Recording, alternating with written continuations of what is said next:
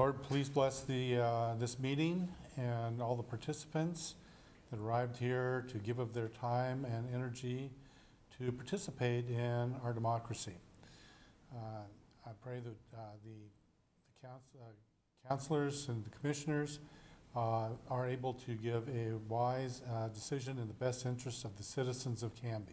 In your name, amen. I pledge allegiance to the flag of the United States of America and to the republic for which it stands, one nation under God, indivisible, with liberty and justice for all.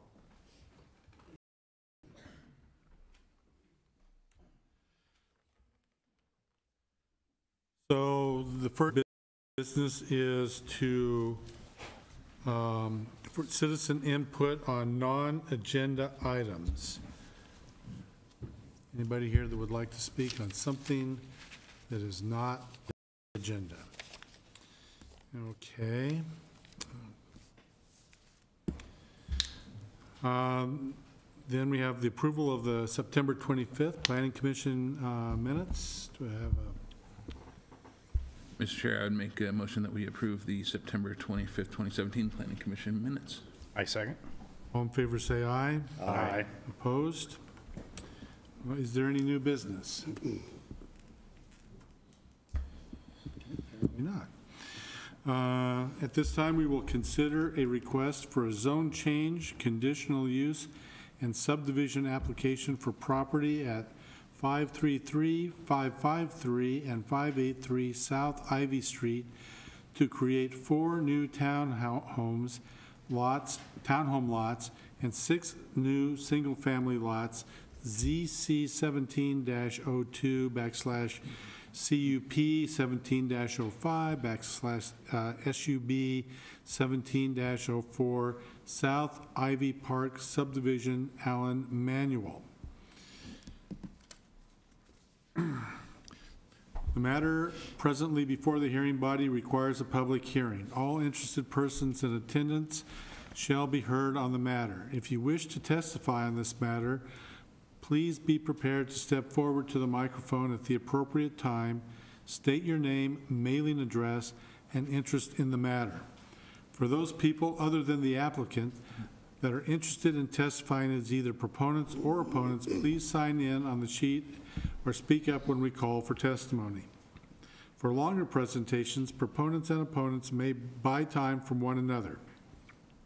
In so doing, those either in favor or opposed may allocate their time to a spokesperson who will represent the entire group. You may be limited by time for your presentation. Generally, the applicant will have a total of 15 minutes to speak. The proponents will be given 5 minutes each, the opponents will be given 5 minutes each, and those thought to be neutral on the matter will be given 5 minutes each. The applicant will then have 10 minutes for a rebuttal. All questions must be directed through the chair.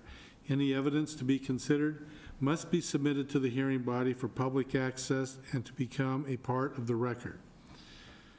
All written testimony received both for and against prior to the hearing shall be summarized by staff and presented briefly to the hearing body during the staff report. Testimony and evidence must be directed toward the applicable review criteria contained as indicated in the staff report, the comprehensive plan, or the applicable land use regulations which the person believes to apply to the decision.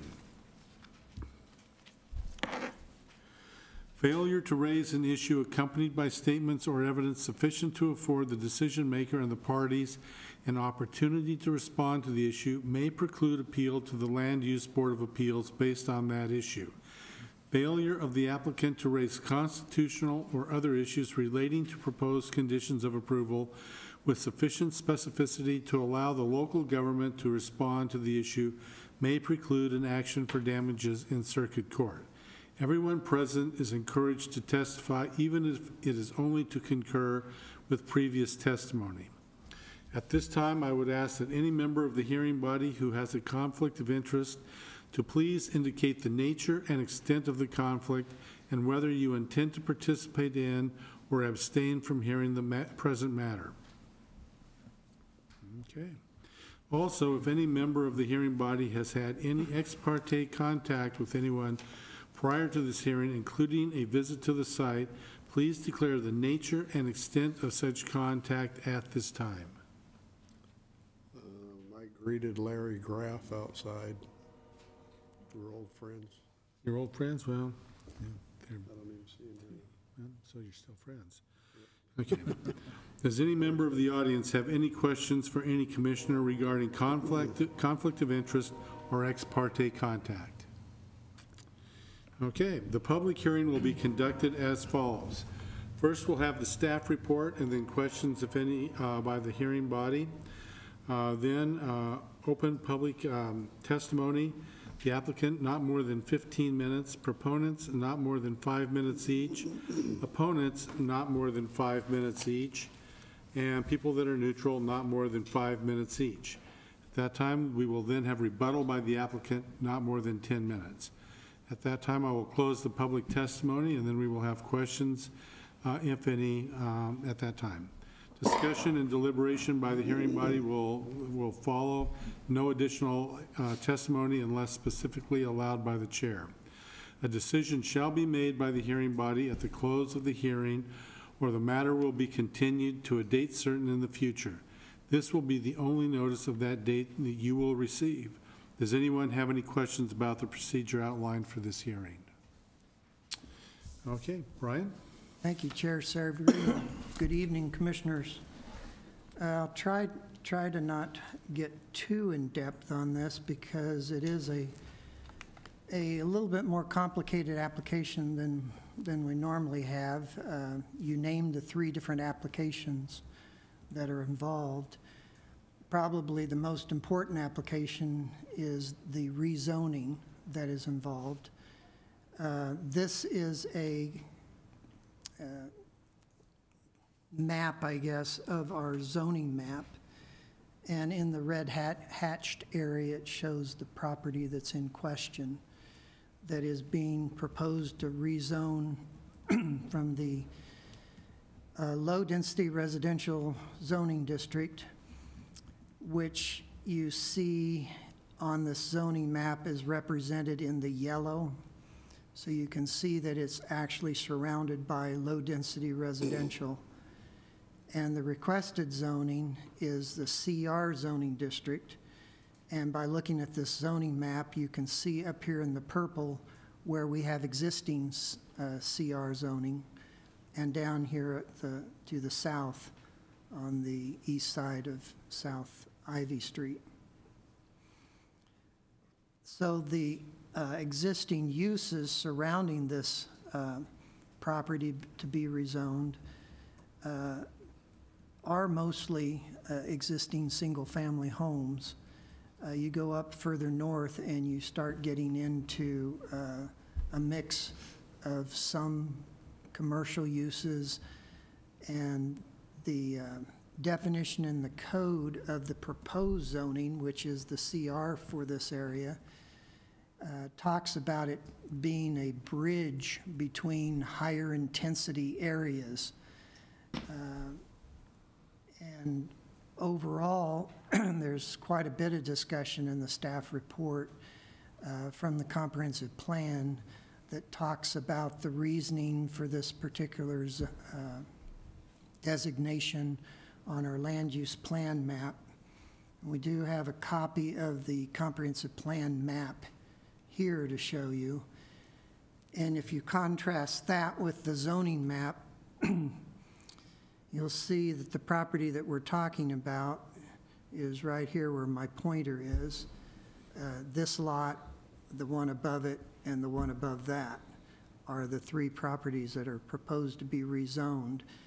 And they're in an area on the comprehensive plan future land use map that designates this RC zone land use designation, which is the same as the CR zone that you saw on the other map, as being appropriate down to the 6th Avenue boundary, and actually going 1 lot further to the west than what is proposed to be rezoned at this time, and then going all the way up to the existing zoning that was CR on the other map on the west side of Ivy. And then it goes down quite a bit further on the east side of Ivy, down to the south. And so it's a fairly large area that has been designated as appropriate for future zoning that is being requested by the applicant. The land use plan map is normally the most important component that you look at for trying to decide, is this an appropriate area for the zone district that's being requested or not. There's also many comprehensive plan policies. If you look at the plan as a whole, it talks about an overall community interest when the plan was adopted to accommodate the projected 20-year population growth, which was, I can't remember the details now, but over twice the population of what we had in the following, future projections. And so in order to make that happen, there had to be places in the community that were chosen and picked for redevelopment over time and to transition to accommodate that future population. Well, this particular CR zoning is one of those designated areas on the comp plan that was assigned as a future opportunity to move towards a higher increased density or intensity of use in order to provide for that forecasted population growth. It's not the only zoning district that was intended for that, but this is one of the zoning districts. And there's not very many places that have that zoning in town. There's very few.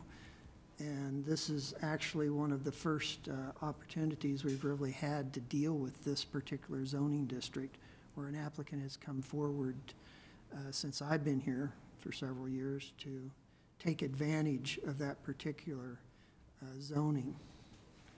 It's also a unique zoning district in that it's actually a mixed zoning district. It has the ability to allow light commercial uses. And it says light because there's only a few commercial uses that are actually listed as outright permitted in the regulations. The applicant has clearly, though, indicated that his intent is not light commercial, but is a higher intensity of residential uses. And he's done that both with submitting his concurrent subdivision application and his concurrent conditional use application. The subdivision application takes the existing 3 tax lots that are there, and there's 3 existing homes, one on each of those tax lots. It's 1.31 acres in size if you take all 3 together. And so you can tell that the existing lots are far in excess of the maximum R1 zoned lot size that's permitted today if you were to do a brand new subdivision. So the applicant is using lot averaging that is allowed within the code to make some of the lots less than the 7,000 square foot minimum in the R1 zone, because this gets really complicated. I'm not sure I'm going to do a good job explaining this. But the CR zoning that he's asking for says that when you're developing residentially, that you use the R1.5 zones development standards. And so for the detached single-family homes, which he's proposing 8 single-family homes, 2 of them are existing. So that's why the agenda said there were 6 new homes. There's actually 8 being proposed that are detached single-family. He's tearing down 1 existing home on the other lot. So the development standards in the R1.5 have a smaller lot size than the current R1 zoning district. And the applicant Staff had pointed out to him that his initial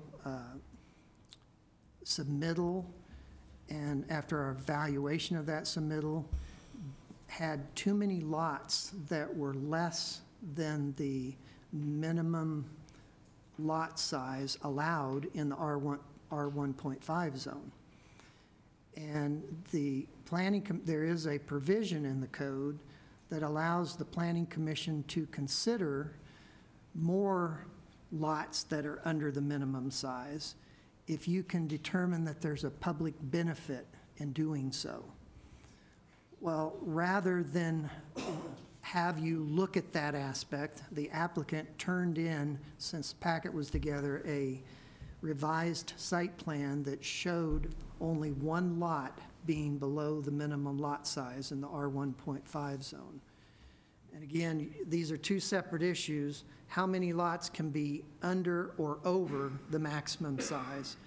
And using all of the lot areas for lot averaging is another standard. And I'll get to that one a little bit later here. So on the number of lots under, he now only has one, and the code allows up to 10% of the proposed lots. There's 8 proposed, 1 lot that's under the minimum size. You round that up and you get 1 lot.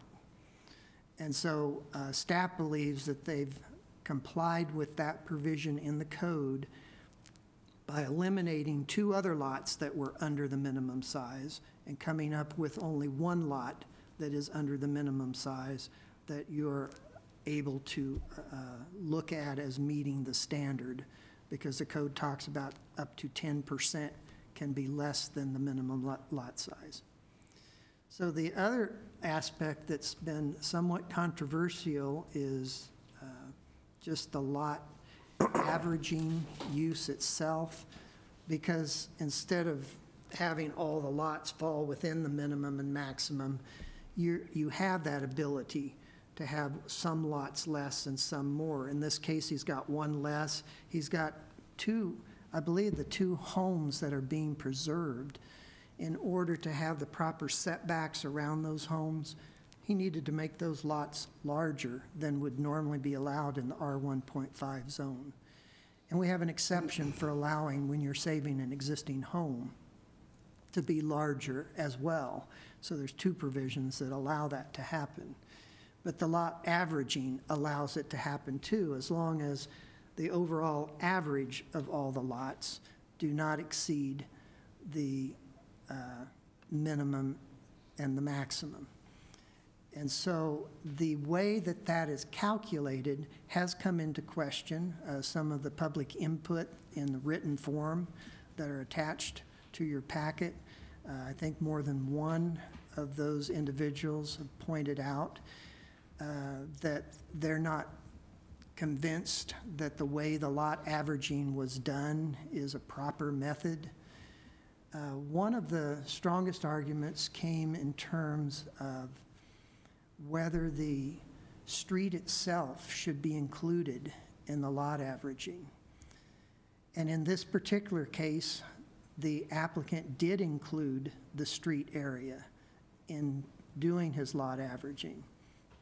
Staff looked at that fairly close, and the code is a little bit silent on this issue. If you're doing a normal subdivision that has public streets, we most definitively exclude the street access area when you're doing lot averaging. But in this particular case, he's utilizing private street, and more so than that, rather than designating that private street as a separate tract that might be taken care of by a homeowners association and the area of which would not be part of the lots, it might make some sense to also exclude that street. But in this particular case, the road is an access easement. Therefore, all parts of the road are parts of the adjacent lots. And in this situation, we don't see really any precedent in the code that said they could not utilize that street as part of lot averaging for determining the size. You can see by doing that, they are able to probably get more lots than they would otherwise be able to get by doing that lot averaging, including the streets. However, it also potentially and came very close to causing some problems with meeting the R1.5 zoning development standards. Staff didn't calculate every lot, but we calculated a couple of the lots.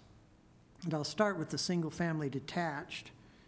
On lot number 5, which is the one and only lot that's remaining that's under the 5,000 square foot normal minimum lot size. Of course, that lot and many of the others have part of the street in the lot. And so when you start to calculate the maximum imperviable surface area allowed, that particular lot is slightly over the 70% impervious surface that is permitted.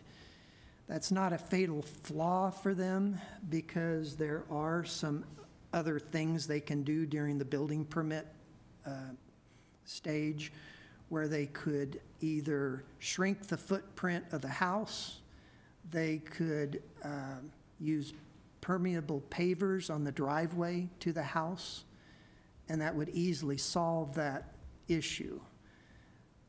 So staff did not feel like that was enough of a reason to say they don't meet a standard, because they can meet the standard, but we're going to have to be very careful at the time a building permit for a new home comes in, that we calculate that maximum 70% impervious surface and make sure that they're addressing and not going over that. I think it came out to about 72%. And so they should be able to solve that with those methods that I indicated. So then let's talk about the townhomes a little bit.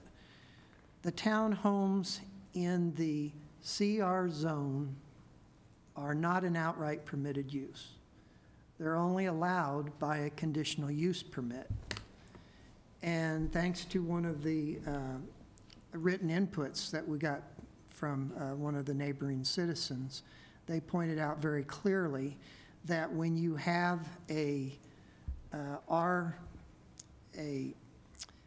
conditional use within the CR zone, then you must use the development standards for the townhomes of the R2 zone, which is our high-density zone. And the applicant has certainly made an attempt to do that. And I did calculate the area that is proposed for townhomes, and that area comes out to 3.8 something units when 4 is required and everything is rounded up. And so they actually meet the minimum density requirement that is required in the R2 zone. And so here's a situation where they're utilizing an actual high-density area for the townhomes, and they're required a minimum density, and they do meet that minimum density since it rounds up to 4 units, and that's what they're proposing on this particular area. It does relate somewhat to some of the comprehensive plan policies. If you read very careful about this particular location, it indicates that it's an area of special concern. It calls it Area C in our comprehensive plan. In that plan, it talks about in Area C, at this particular location, that we needed to be very careful about traffic issues. And to me, it was very clear that they were addressing traffic issues dealing with South Ivy Street. It's a very busy arterial street. And the other issue that they had concern about for designating this a special Area C was how we dealt with access. And with those two items clearly being indicated, we need to look at any proposal, whether it's rezoning, a subdivision, or otherwise, in light of those two special things that they wanted us to look at. And staff spent considerable time with the applicant going back and forth, and the applicant changing what he eventually submitted. And the biggest change that he made was proposing originally an access onto South Ivy Street. And with the current development of the property, there are 4 driveways that access South Ivy.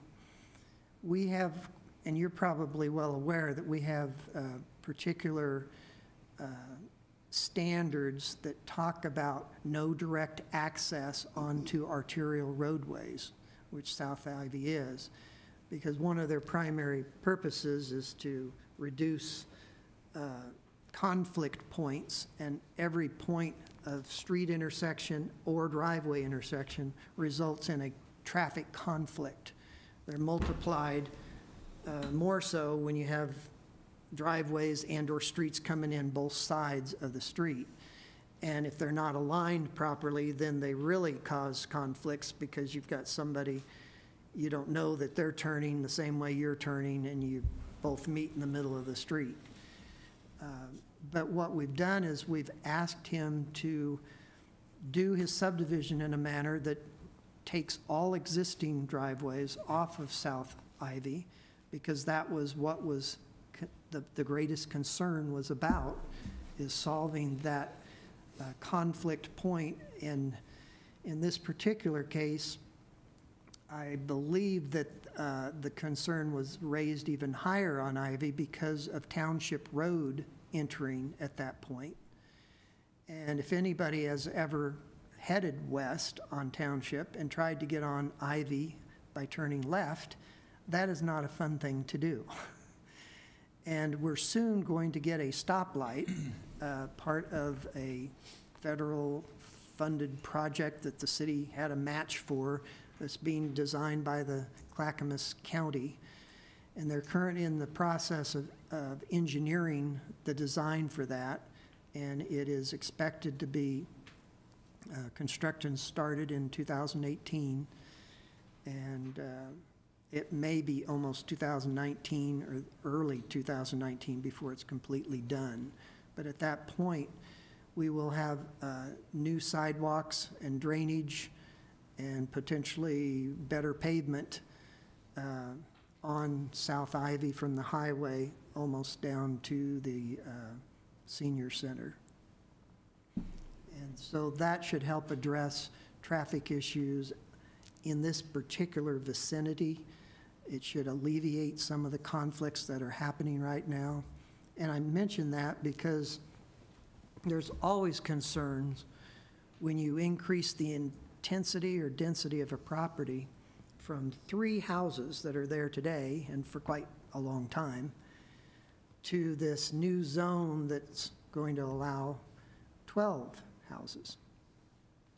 And all of those houses now are going to take access to Southwest 6th Avenue. The point of access, although fairly close to Ivy Street, and that's probably the direction the majority of the traffic will head, either to go north or south. Some will go west, so not all the traffic will go out to Ivy. But I would say the majority will. And we did not do a specific traffic analysis. If we were to hire DKS, they could study with their computer models, and it gives you some idea of how much traffic they think are going to go which direction. But because of the size and scope of this development, we did not go to that degree of having the applicant do a full-blown traffic study. He did do a traffic study primarily to address the rezoning aspect, and that rezoning is something that the state statutes require for us to address the transportation planning rule. The transportation planning rule says that you must make sure that your transportation plan that you've adopted has accounted for the traffic that's expected if this property is ever rezoned in accordance with the comprehensive plan. And that was done by DKS. It is submitted as part of your packet, and it indicated very clearly that this rezoning of this property to the CR zone was fully accounted for in the transportation plan. And there were no special projects that were mentioned in this particular area other than the signal light at the Township and Ivy intersection that was necessarily needed to address the rezoning that is proposed in this case. That doesn't lessen the fact that there is more traffic now going onto the local residential street. Traffic where before there was a single-family home, and that's about it with traffic. And now you have a private road that's funneling 12 different homes down to that particular point. And so it impacts different properties greater than others. So you can imagine, as one of the written testimonies that you have in your packet, the house that's directly across the south side of 6th Avenue, I guess it would be most impactful for them, because now as they try to exit their driveway, they have to put up with several cars coming down right across the street rather than a single house that would be expected on any local street. So you can see there is an impact to one particular home, and it's for real.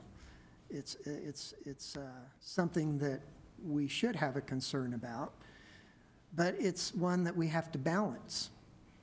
And it's that balancing that always becomes difficult with the jobs that staff has to do and that you have to wrestle with as decision makers.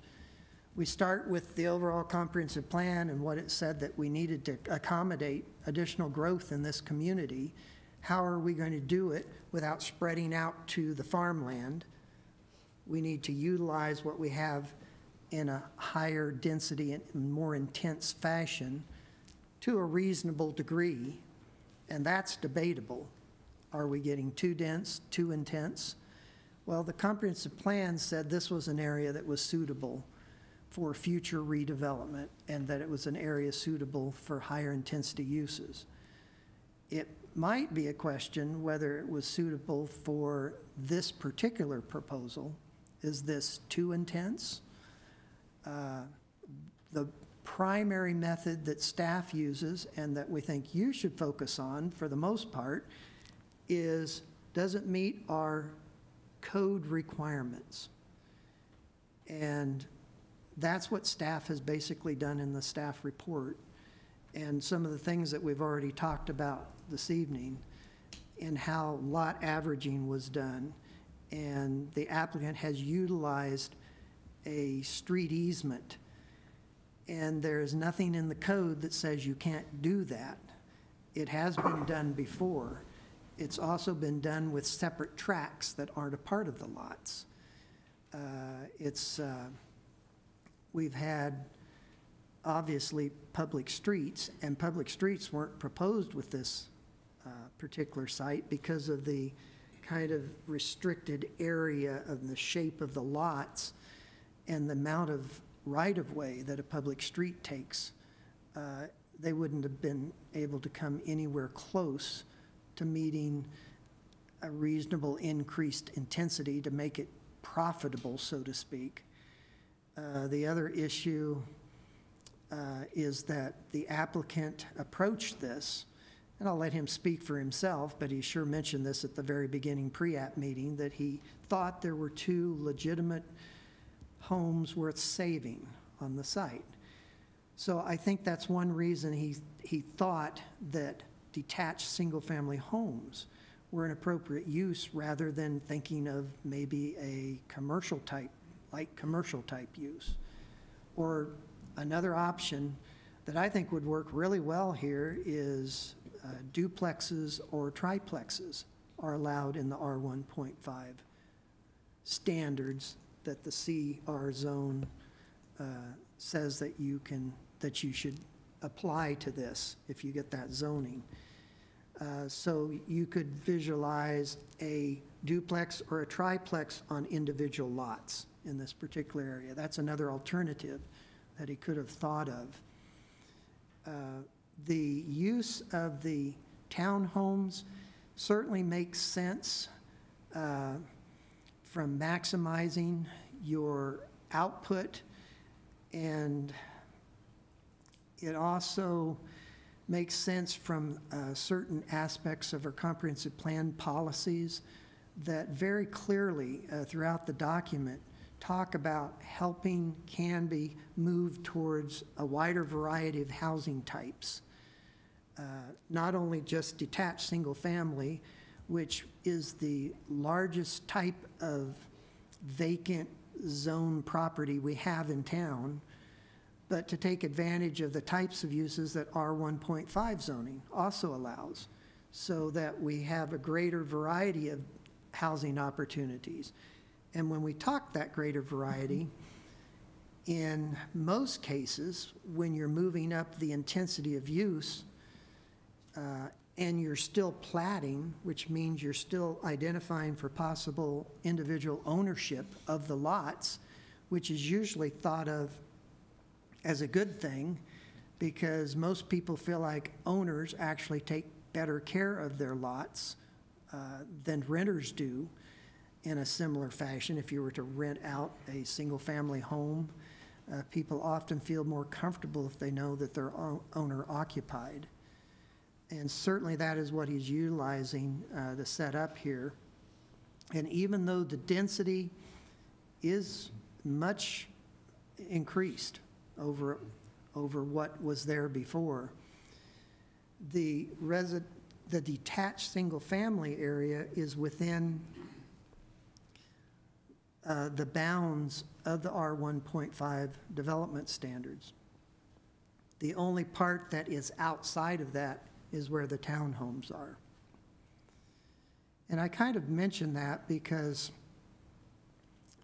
the conditional use that's being asked is probably one of the more discretionary decisions that we have. The rezoning of the property has some discretion to it as well. But we would caution you that the strongest basis for rezoning is in accordance with the comprehensive plan, land use plan map. And it most certainly is the zoning district that he's requesting. Let me see if there was anything else I wanted to mention.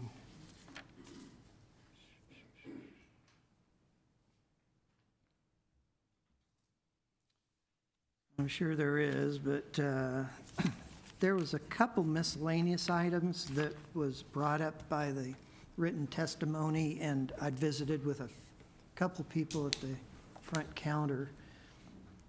And we did not address it in the staff report through any condition of approval. It has to do with that this property, as it sits today, has a mailbox grouping on it. And it's not only serving the 3 homes that are on the property, I guess, but it's serving several more homes that are on the opposite side of Ivy Street. And so they're concerned, well, are they going to rebuild a box? Are they going to move our box? Are we going to have to walk around the corner to 6th Avenue? And staff really can't answer that question. It's really up to the United States Post Office.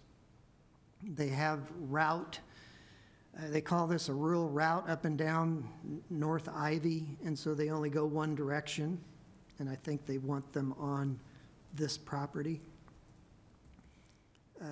I don't know what their route is on the local street, but we have the same issue there where the property owner on the south side has their mailbox on this property on the north side. And my understanding is the applicant is proposing a grouping of mailboxes on Sixth Avenue. I don't know whether he may be forced to also keep one for the Ivy people on Ivy Street as well. And so that may be a possibility that the post office will require him to keep one there to serve those that are across the street on the other side. So I just wanted to mention that that's an issue for people, but it's not one that I think we can really dictate or really set a condition for. And then there was a request that we did not put in the staff report to consider restricting parking close to the intersection on the north side of Southwest 6th Avenue. And it is a very good thing that usually when we have traffic studies done, they say within the first 20 or 22 feet of a street intersection that you should restrict on-site parking. So anybody making a right-hand turn just onto that street can easily see, or vice versa, coming out onto Ivy, you don't have to try to look around a parked car that might be out close to the intersection. And so that might be a good thing.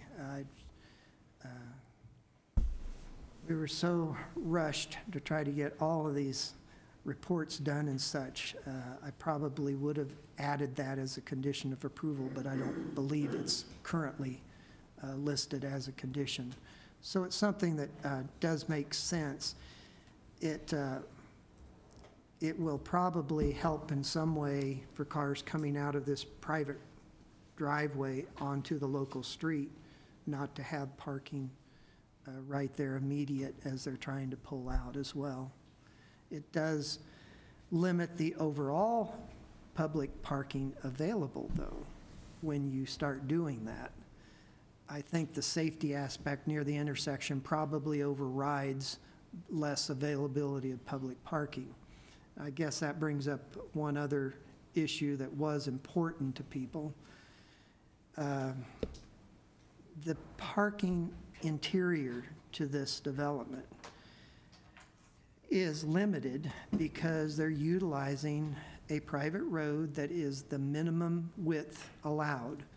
It's 20 feet free and clear access to meet emergency fire access requirements. The applicant, I sent a notice from the Canby Disposal to the applicant and indicated that they had, and their testimony is attached in your packet, that they felt like they were going to have trouble accessing internally to this site to service the trash needs of the homeowners. So naturally, the surrounding neighborhood was not that pleased with the idea that all the trash receptacles would come out and line up along the local street. Of course, that does happen in places in town and can't always be avoided. But in this particular instance, what the applicant responded to the concern, and I guess his engineer helped him devise the adequate radiuses that would allow the trash truck and any fire emergency vehicle to access the site, and that was submitted in the form of a revised drawing after the staff report was done as well. And so now we have internal access for both trash, and the applicant added to his revised drawing a place for trash receptacles to be potentially located in one conglomerate area rather than at each house, which will make it easier for the Canby Disposal to go up and make one stop to pick up most of them at one location. Maybe a little less convenient for each homeowner internal to that subdivision. So then, trying to get most of these important things in, just trying to remember. The other important thing is that since the staff report went out, the applicant has addressed another issue that staff informed them of, that their earlier proposal lacked conformance with a requirement for every home site to have access to an internal sidewalk.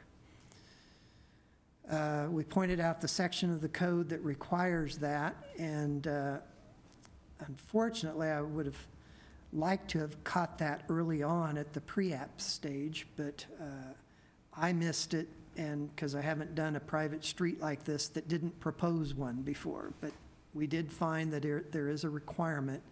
So they did another revised plan. So I wanted to make sure that as you're trying to make any kind of concerted effort tonight to come to a decision, that you're using a map that now has a clear 5-foot wide sidewalk coming up from Southwest 6th Avenue and in from South Ivy Street that goes to all the internal lots. Those lots that have frontage on Ivy or South 6th Street or Avenue, they have a public sidewalk adjacent to them, so they don't really need the internal sidewalk access. So the drawing now meets that ordinance requirement as well. And so they've actually addressed 3 different ordinance criteria that were less than clear at the time that the staff report has gone out. So I think that's what this particular slide was indicating. We talked about the lot average, some lots being, one lot being less than 5,000, where there previously were 3. Now there's only 1 lot. That meets the ordinance standard. The fact that they have internal homes with access with an ADA compliant 5-foot sidewalk, that also now meets that particular standard. Now, I will point out that a development can meet all of our standards, and there still may be better development proposals out there. And I mention that because there's one aspect that does give me some pause, in that now that the proposed sidewalk is to every internal home, we have that sidewalk 2 feet from the wall of 2 of the proposed houses. And there's no ordinance against doing that. But it lessens probably the real desirability to have a sidewalk that close to a proposed house, because that isn't the norm. And that shows you that it is a fairly tight squeeze on how they're trying to work this out. But again, it meets our standards, and so I wanted to point that out. This is the drawing again, just to make sure that you guys have seen the one that has the sidewalks there in the different color. And right along here is where one of the sidewalks will be close to the proposed house. The other one is coming in here to the proposed house here, and it will be very close to the wall of that house there. So when you take into account these provisions to try to make this proposed subdivision have some quality aspects to it with sidewalks, adequate space and turnaround and radiuses, which are the most important aspects, he has come through and made those changes. I didn't quite finish my discussion about the parking. There is no allowed parking on this private road because of its minimal width. We do have some practical experience with the use of private streets, where some places have not adequately policed the no parking on their private streets.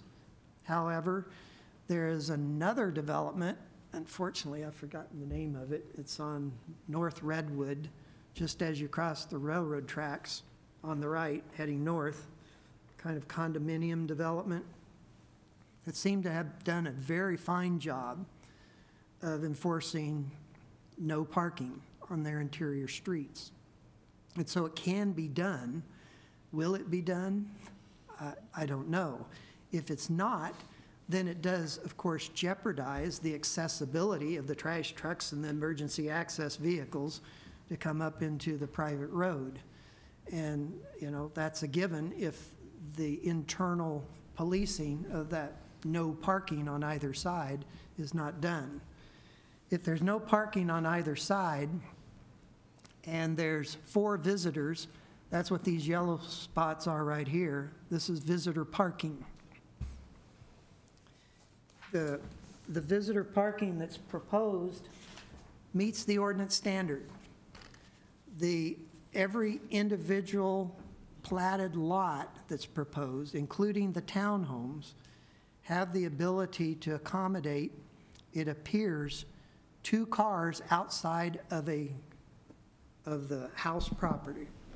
And we can't be certain that any of these houses will or will not have garages themselves. If they do, we actually count the spaces in a garage as parking as well. So they may have more than 2 spaces per home if they also have a garage. But if you're having more than 2 or 3 homes having visitors at one time, there may not be enough parking. People are going to want to park on the private road, which is prohibited. And so they're going to go down to 6th Avenue as the next logical space if they police that. There is public parking available on that street. I can't tell you exactly how much and how far. It's not very convenient to some of these homes. But, you know, that's a kind of a practical concern that our ordinances don't really address at this current time, because we don't currently have a limit on the number of homes that can be allowed on a private street. There may be some reason for that, because we have a couple other developments in town that have many more lots than this on private streets. And they're pretty nice developments, actually. What we have experienced with those is those owners now, after 25 years or so of having those private streets, they're starting to deteriorate. Now they come to the city asking for us to take them over. And we refuse because they weren't built to city standard. And so there's always that problem that comes up as well, but that's neither here nor there. But we do have some successful developments that use private streets that have more lots than this. And so I don't think this is pushing the envelope necessarily, but you can see that if they don't have enough visitor parking beyond the minimum, it might be a practical concern. So just to kind of sum this up right now, I think I want to let you know now that our staff report had suggested recommendation for approval tonight for the rezoning aspect. And we're now also recommending approval of the subdivision and the conditional use permit because of the latest revised aspects that I've talked about tonight.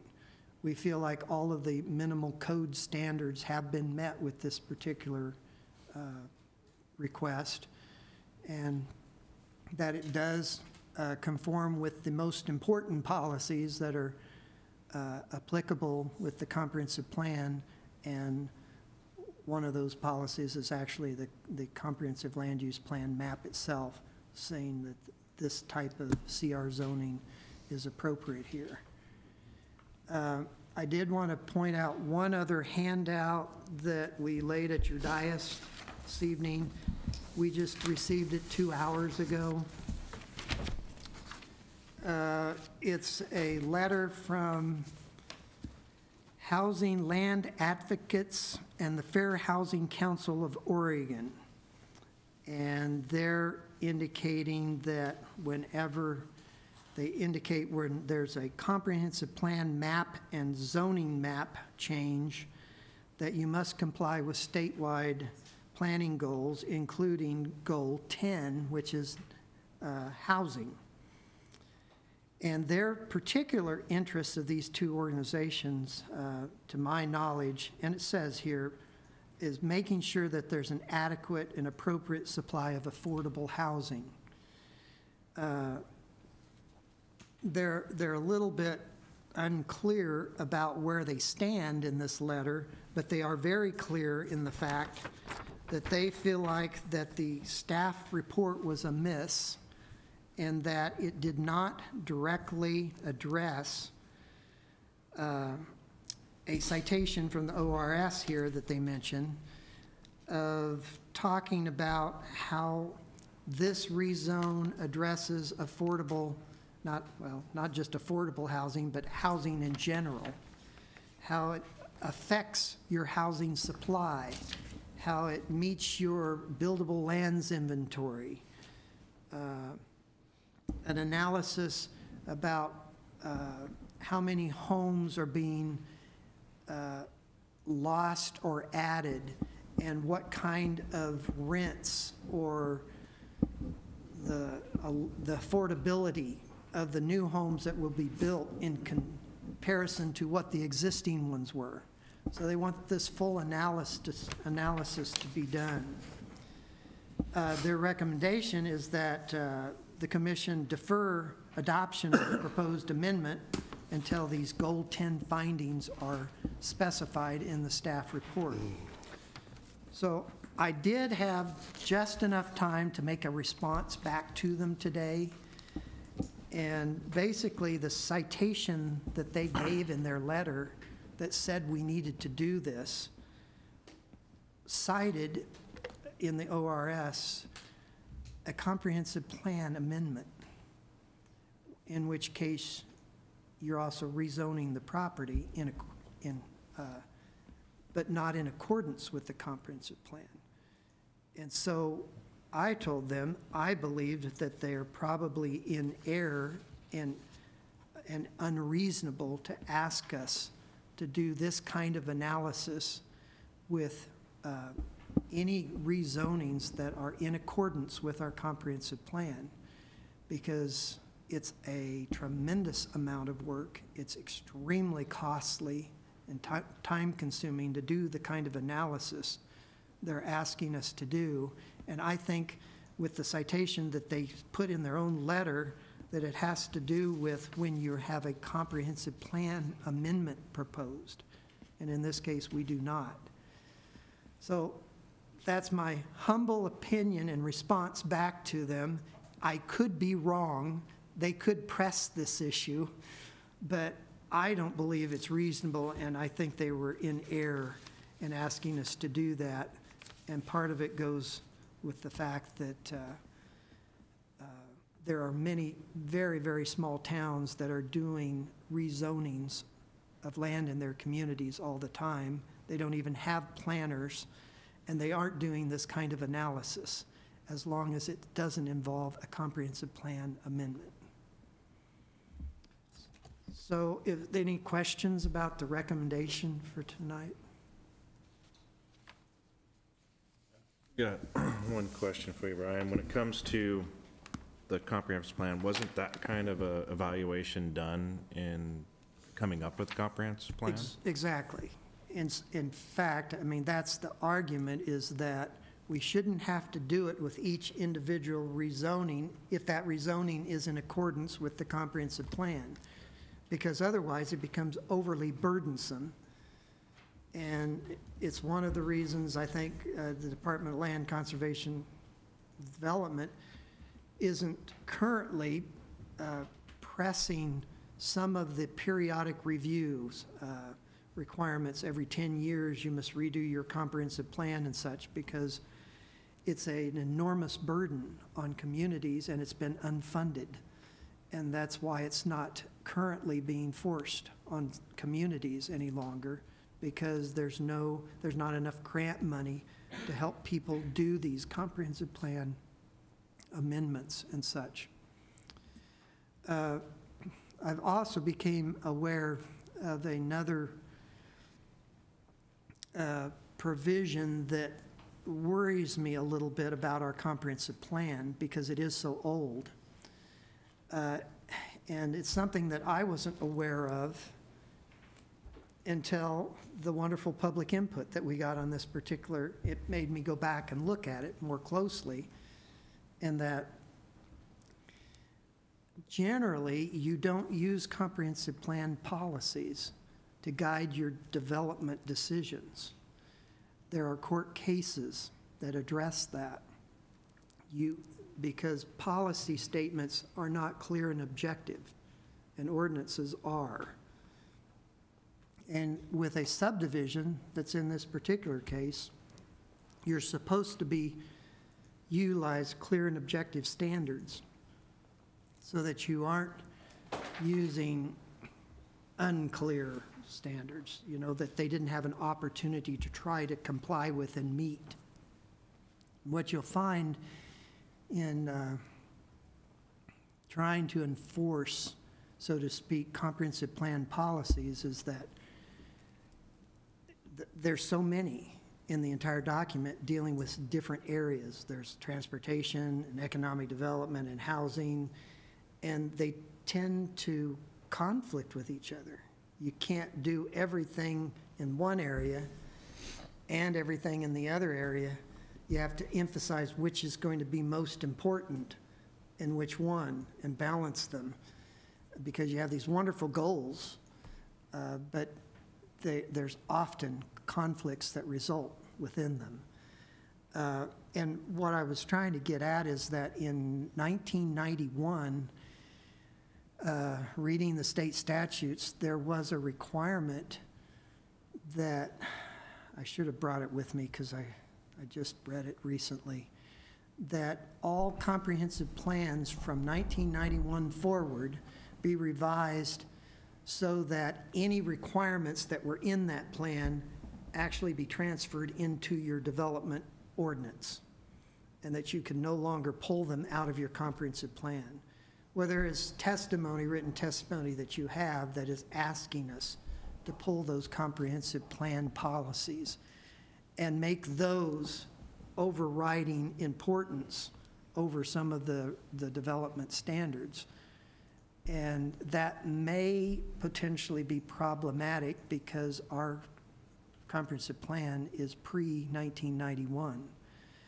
And I know that that was an issue at a previous community that I worked at, and attorneys were in attendance at many of those meetings, and they would indicate to people that you're really not supposed to use your comprehensive plan policies, especially with a subdivision, because of it's deemed a limited land use decision, and you're supposed to use clear and objective standards.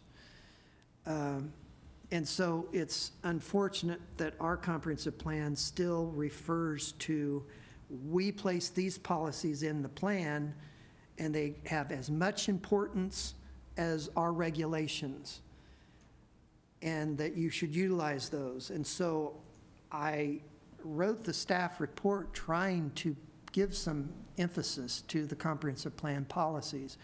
But after reading this ORS provision, indicating in 1991 we were supposed to change our plans, I'm not sure that we can still enforce that provision that's in our comprehensive plan to give them as much credence as we do regulations.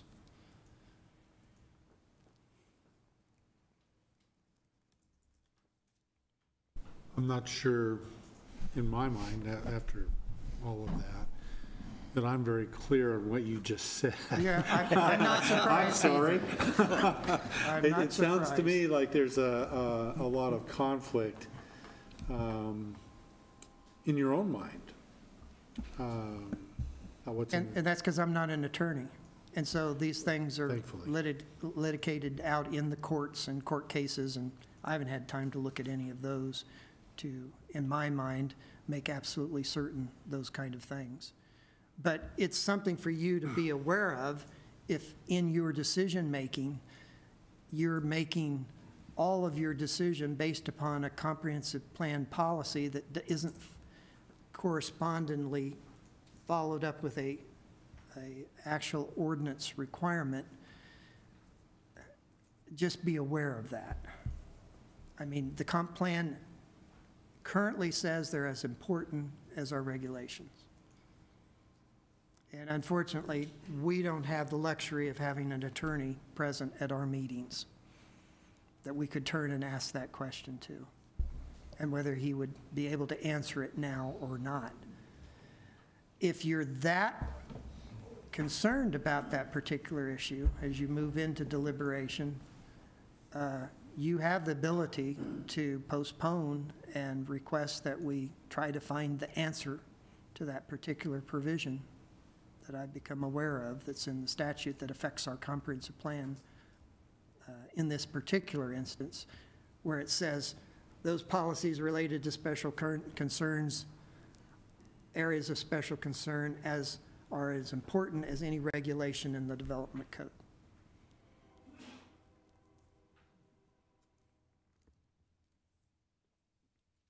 Fortunately, we have a land use attorney on the city council, so might keep that in the back of our minds too if we have unanswered questions.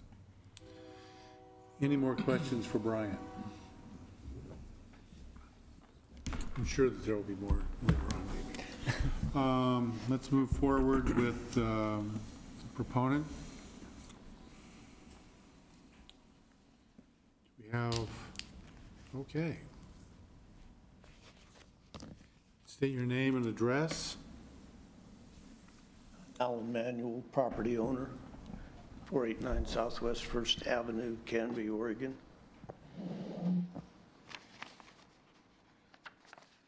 I hope we don't have to rewrite the comprehensive plan here. Take just a second to thank Brian and Laney. I'm sure they don't want to see me coming up the stairs anymore. It's been a long haul. What you have before you tonight is a plan to redevelop 1.31 acres fairly near the city center into medium-density residential use. There are other things that can be done with the property, but that's what I've always wanted to do with it, and that's what I'm proposing. If the plan moves forward, the present 3 homes will see 1 home removed and 10 new homes added to the mix. Access will move from South Ivy to Southwest 6th Avenue. The timing trigger on this project is the South Ivy Improvement Plan. The city has now obtained funding for that project and signed the contracts required to move it forward. I understand it's in engineering now with the county engineering department. South Ivy will see sidewalks, drainage improvements, and a new signal at Township and South Ivy. Those improvements are to be completed by 2019. I would like to have all of my utility connections and all intrusive activities that my proposal would stimulate completed ahead of or simultaneously with that project. Obviously, once they get that project finished, they don't want me out in the street with a backhoe, which is understandable. Let me just hit a few high points. Staff report was very complete, so no need to go over more than that. This entails 3 applications, as Brian has pointed out, a zone change, and each one is cascading. Of course, the subdivisions dependent on the zone change, the conditional use is dependent on the subdivision.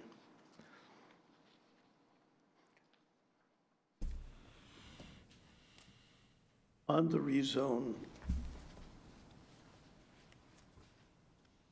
I've always kind of thought that a rezone to match the comprehensive plan almost ought to be automatic, because the research to zone it that way was done in the first place when the comprehensive plan was adopted.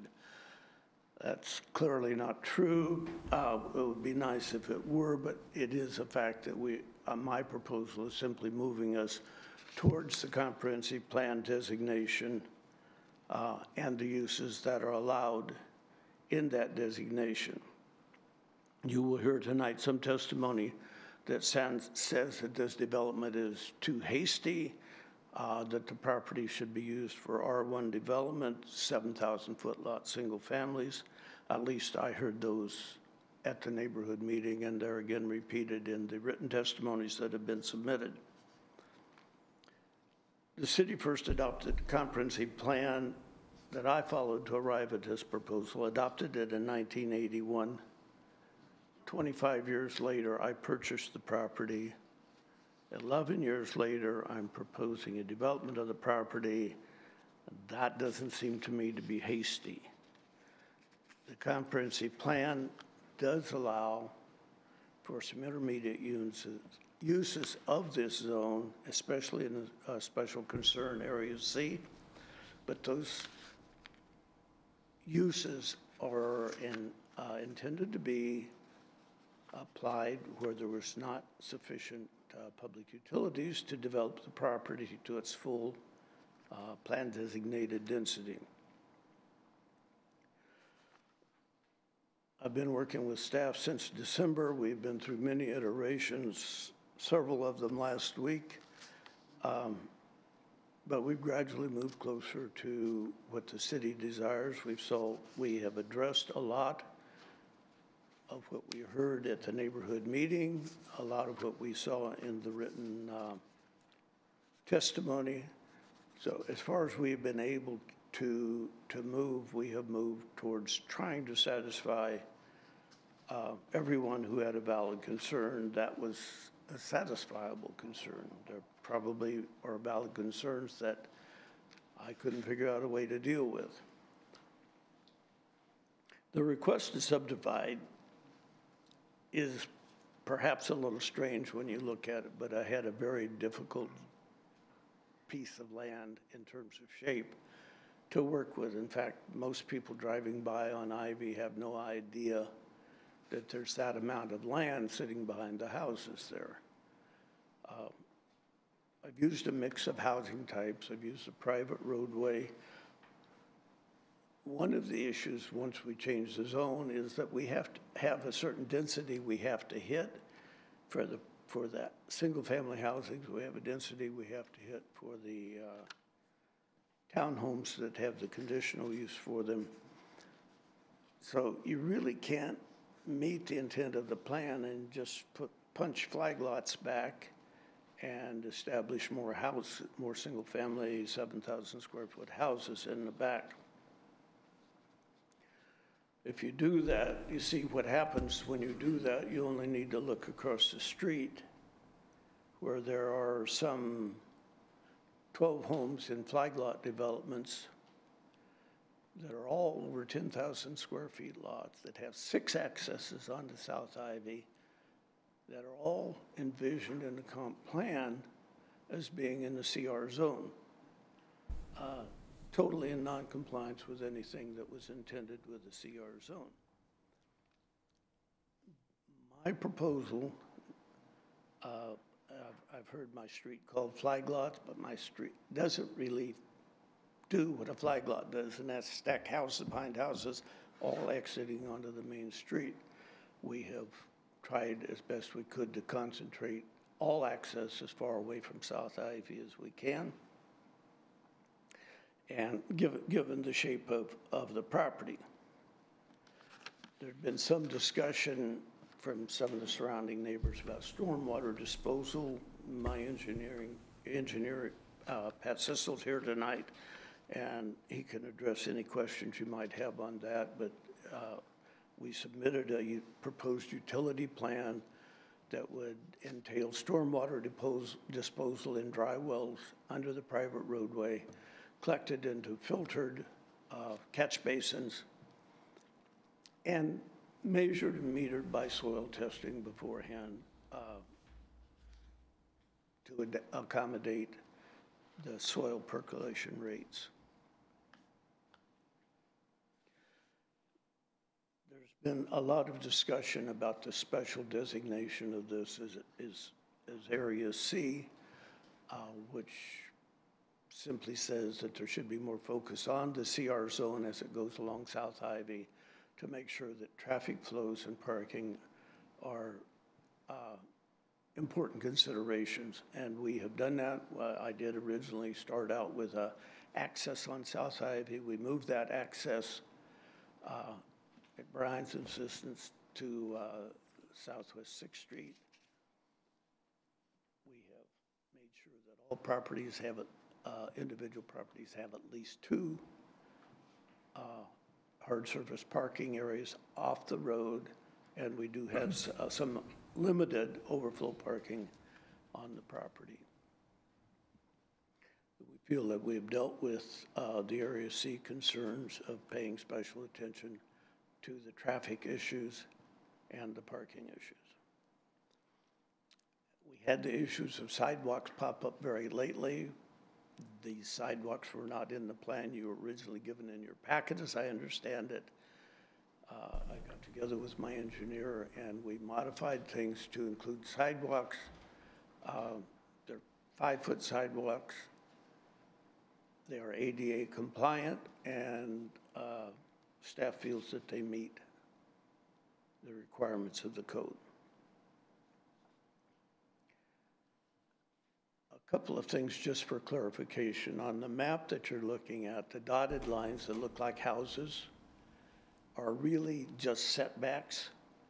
So a builder would be required to put the house within that dotted line. So if a dotted line does occur 2 feet from the sidewalk, and it does, for example, on lot 10, that setback area is 28 feet wide. A builder could build a 20-foot wide house on that and add another 8 feet, so have 10 feet of setback from the sidewalk if the builder chose to do that. So the dotted lines are allowable building envelopes. They can do less, but not more.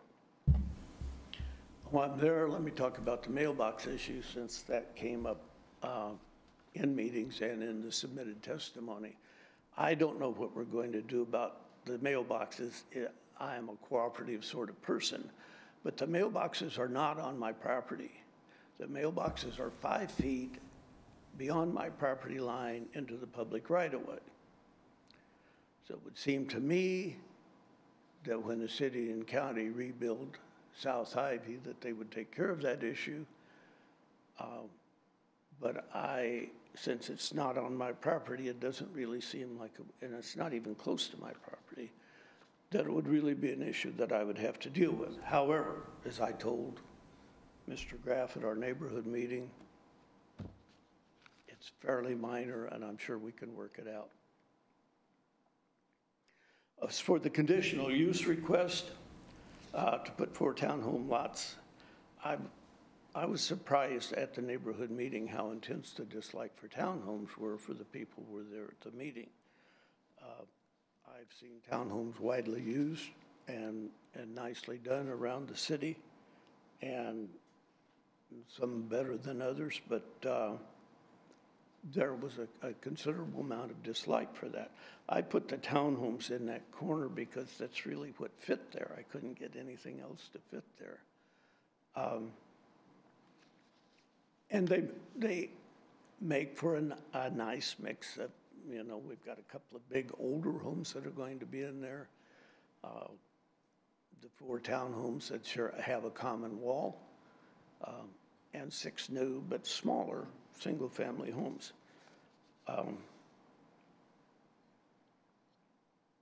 In any case, as far as the townhomes go, the statewide planning points out, push the city towards higher density, as you well know, and that community concern of higher density is generally thought of as a higher level of concern than minor impacts that the townhomes might have on the neighborhoods. So that it seemed to me, and it still seems to me, that the townhomes are a very good use of that property and help to accomplish some of the goals that are set by the comprehensive plan. So kind of in summary, I followed the comprehensive plan as best I could. When I bought this property back in '06, I relied on the comprehensive plan when I bought the property because I wanted to do it like this. and I would urge you to, we can move them on to the city council. I'm open for questions. Speak into the Also, mic, please. my engineer is here, and he will be available too. I think they want you to speak a little louder going forward. It's a little late. Get closer to the mic. There you go. Are there any questions for Mr. Manuel? I have one question, and this is probably a question more for Brian than Mr. Regarding the townhomes, is there anything in the code which, on the townhomes, I can imagine that one of the worries would be that, some of the townhomes that we see around are extremely tall, and surrounding some of these single-family homes, that is a lot of visibility into yards and into other homes. Is there, in doing this, is there a way to restrict the height of the townhomes so that we don't have three-level townhomes? You could potentially restrict height through a conditional use permit. It's naturally restricted by the R1.5 standard, which is 35-foot height. And what we have found is that are you familiar with the Emerald Gardens over by the fairgrounds? Those are the There's some of the ones first that I speak of when I say they're super high. three-story, those are platted lots. Those are townhomes because they're common walls. They were able to meet that 35 height standard because of the way it's actually defined as being midpoint of the roof. And so it is possible to actually get 3 stories if it's a low slanting roof. And I have no idea if you were thinking 2 stories or 3, or whether you got to that point. When I say townhome, I think 2-story. But I would say that I intend to sell the lots. I'm not a builder myself, so There is that built-in standard of 35 feet. there is the 35-foot limit. It wouldn't bother me to look at a 2-story limit. Any other questions for Mr. Manuel? Thank you very much. My engineer would like to say just a little bit about the utilities. Would this be an appropriate time for that? We have to listen to Pat? Yes, this would be the appropriate time for Pat. Good to see you again, Pat. Avery and Planning Commission, Pat Sissel, 375 Portland Avenue, Gladstone. And I just want to speak a little bit tonight about the utilities, and I'm just going to focus on drainage. I know we've got a lot of testimony to come, and so I'm going to touch on the drainage for just a moment, and then if you have any questions regarding the other utilities, feel free to ask. The proposal here, because this is a private street, is to do a private stormwater system. We've tested dry wells in this southern part of Canby. We've tested them off to the east in Township, farther south along 13th Avenue, south along 16th Avenue, and over by the high school. And once you get down into the deeper soils in this part of Canby, they take a tremendous amount of water. In Dinsmore Estates, we had 3 fire hydrants hooked into a dry well, and after an hour it built up 30 inches of water, and when we shut the water off it was gone in 30 seconds. That's a lot of water. So I know that the ground in this part of Canby takes a tremendous amount of water. There is a number of dry wells in South 6th Street, a little farther south, in 6th Place, in Holly Street to the west, in Township farther to the east. There's no dry wells in Ivy, because Ivy's a county road and the county doesn't allow dry wells in their roads. So the plan is that we will handle the drainage with dry wells. One, I anticipate will be adequate. We'll test it. If it's not adequate, then a second one would be put in. There was a time in Canby, right after DEQ made some new regulations in the late 1990s, early 2000s, when it was somewhat difficult to do dry wells. But with the adoption of the Stormwater Master Plan in 2013, the limitation, it used to be that you had to maintain 500 feet of separation between a water well and a dry well.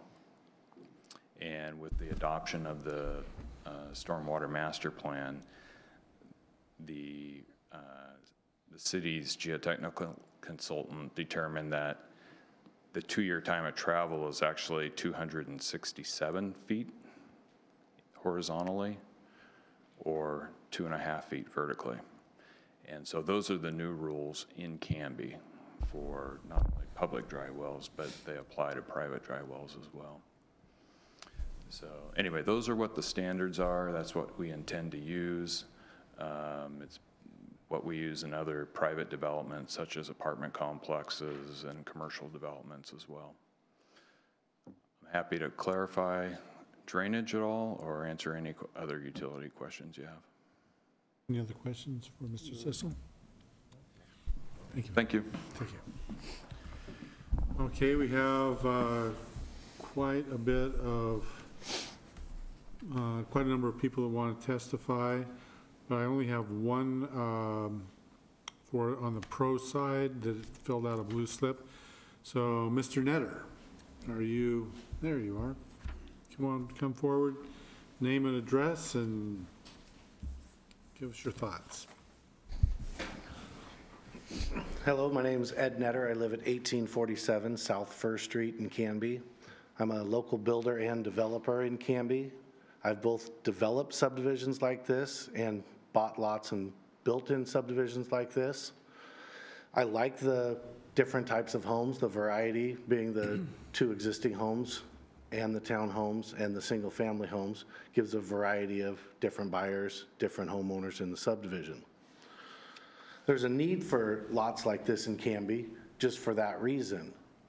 Different people can't afford different homes. There's lots of subdivisions in town, the Northwood subdivision that I'll be building in here in the spring, the Feist subdivision over by Baker Prairie, where those are bigger lots, which we're putting in bigger houses, and they're selling for more money than these would, which cuts out a lot of the buyers, where these smaller homes and smaller lots, which equals less cost for the future homeowners, which means it opens the doors for a lot more homeowners to be able to buy their own home. So it gives a lot of people a chance that would normally not have a chance in Canby. Currently, I'm building 2 duplexes that we've just bought the lots over time and developed them and building them just because that's where the building is going, because a lot of the subdivisions, you can't even buy lots because you're on a waiting list or a RSVP list and you may not even get chosen to buy the lots. So a subdivision like this opens up another 8 new lots for a builder or a group of builders to come in and build to make it more obtainable for more people to buy homes. And the one subdivision that Brian was speaking of over on North Redwood, I actually developed the 55 townhouse lots, and we had an existing home that we saved and had the couple of parking spots on the road. And yes, it was we sold all the houses after we built them. And yeah, it was monitored well, the no parking, and people obeyed by it. So there wasn't a problem in that subdivision. So I'm in favor for the subdivision for other future homeowners and builders. Any questions for Mr. Netter? Thank you very much. Are there any other proponents that would like to speak? Okay, so we'll move on to opponents, of which there are, I have a number of people that have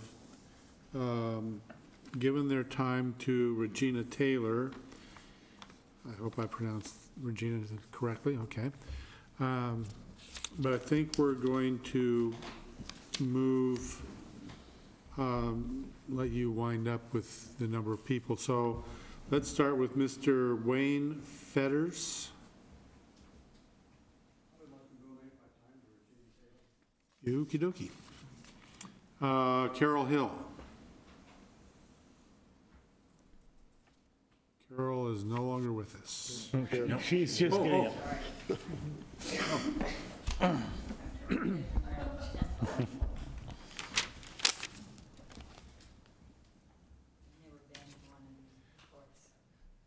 Scintillating conversation, I know. What I put down was subdivisions, but what I wanted to talk about in the subdivision, which, Hold on a second. Could you just state your name and address for the record, yes, please? my name is Carol Hill, and I live on 37 Southwest 6th Avenue, which is north of this area that you're talking about. In the subdivisions, what I wanted to mention was, how are the fire engines and the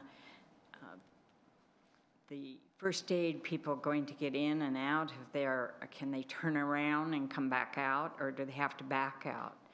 And also, another thing is can the fire engines get in there and get a burnt house down so they can put it out fast enough?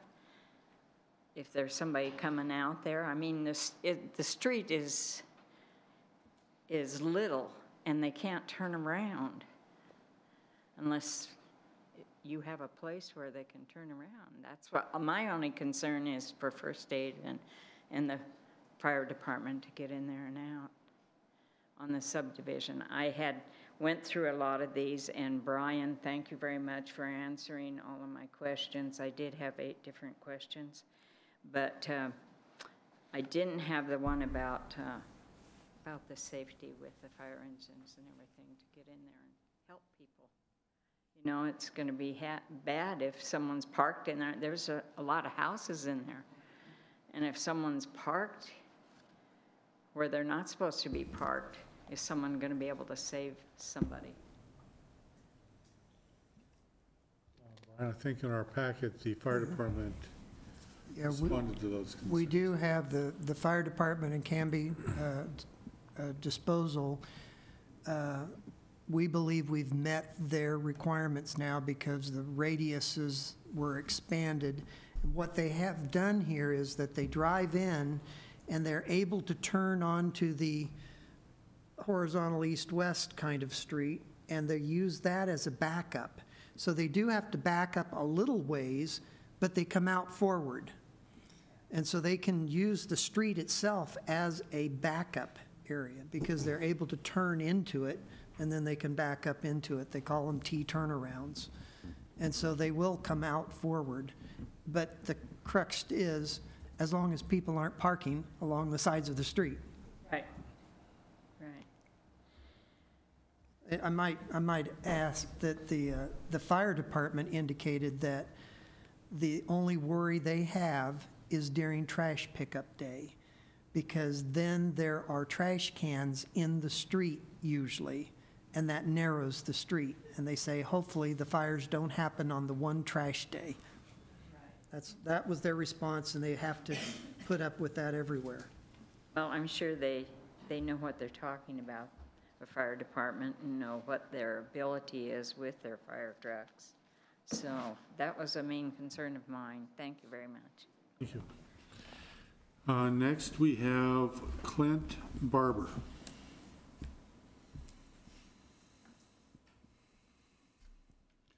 Will state your name and address, please.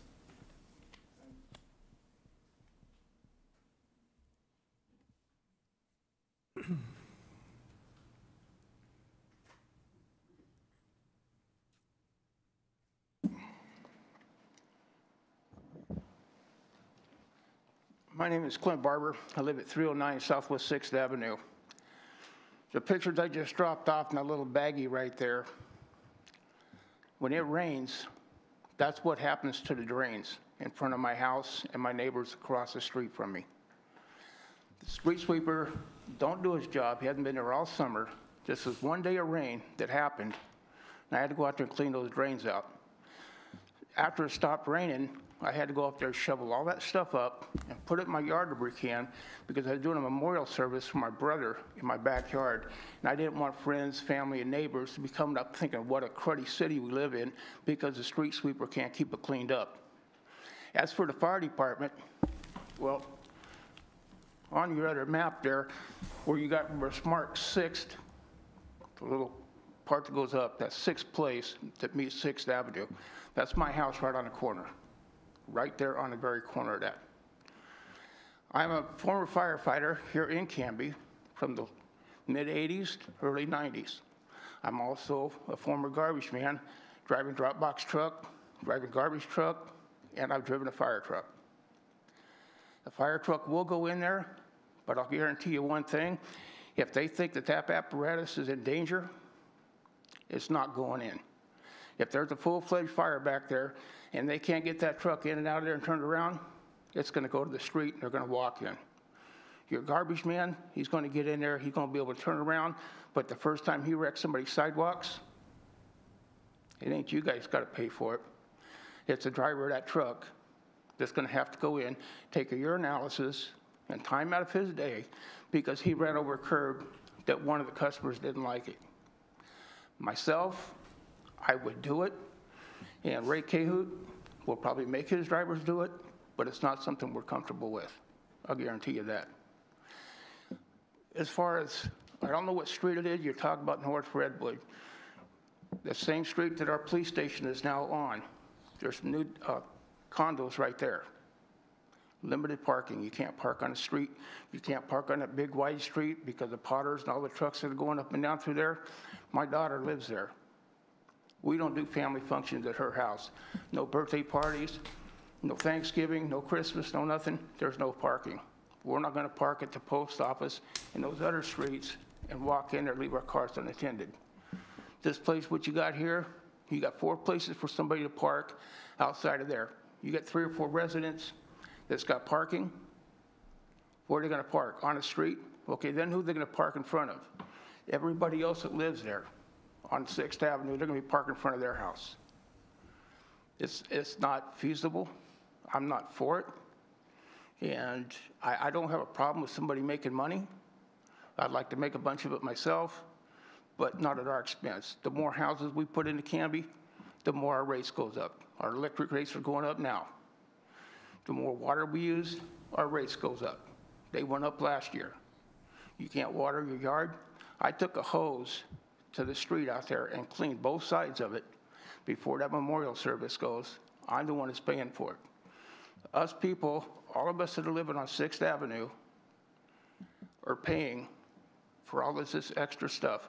More lights, more traffic, and the gentleman over here mentioned traffic, and I wasn't going to mention that.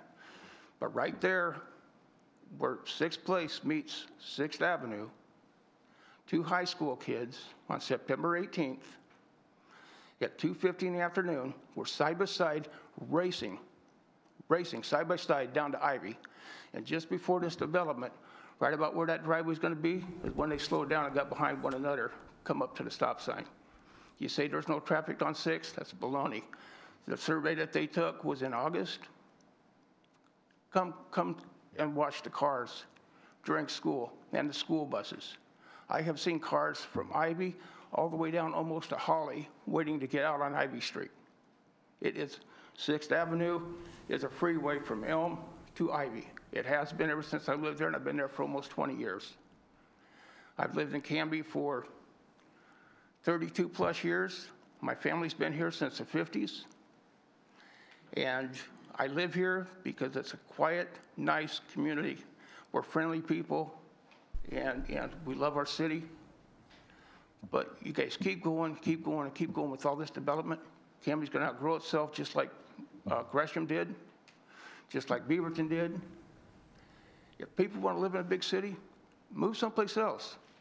Let's stop Canby. We've already got the farmland all the way out to the gun show, to the Rod and Gun Club.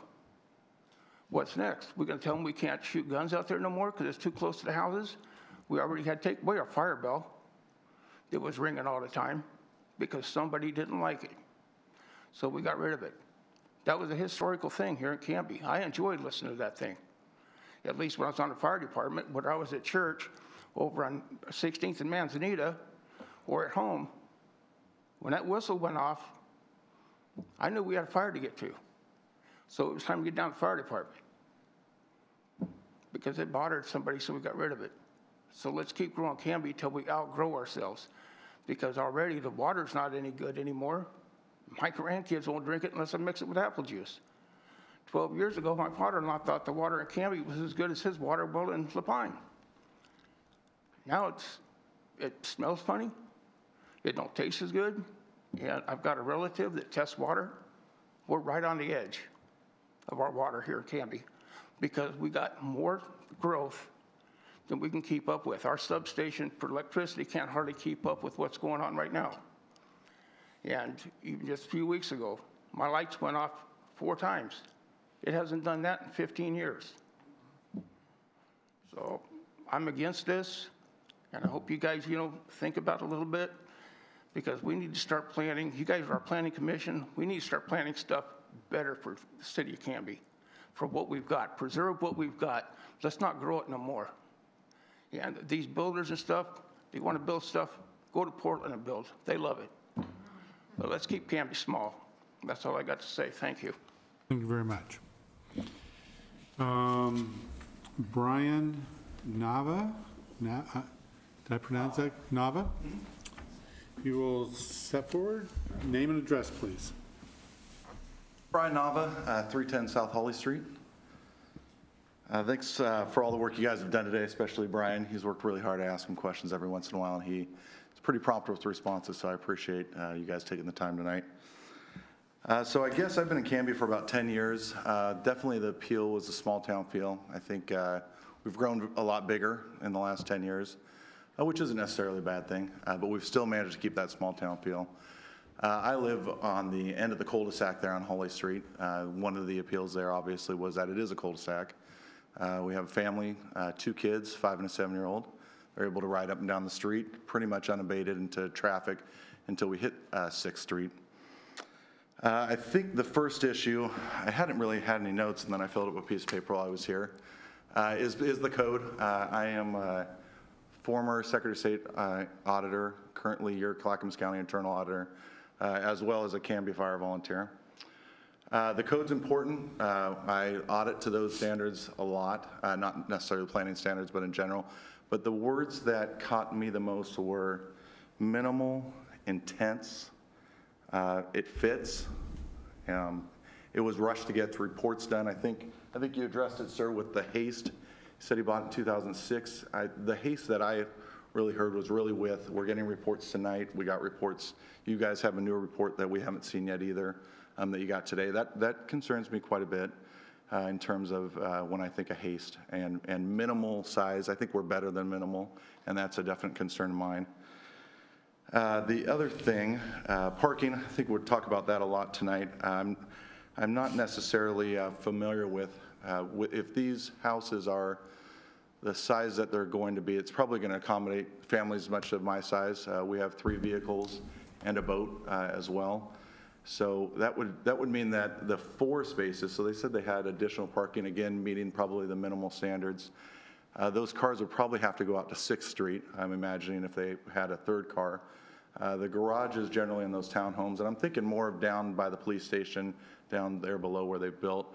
Most of that is there's a lot of parking issues, and so if they have to move somewhere, it's going to have to probably move out to 6th Street, which is going to kind of interrupt that neighborhood, I would imagine.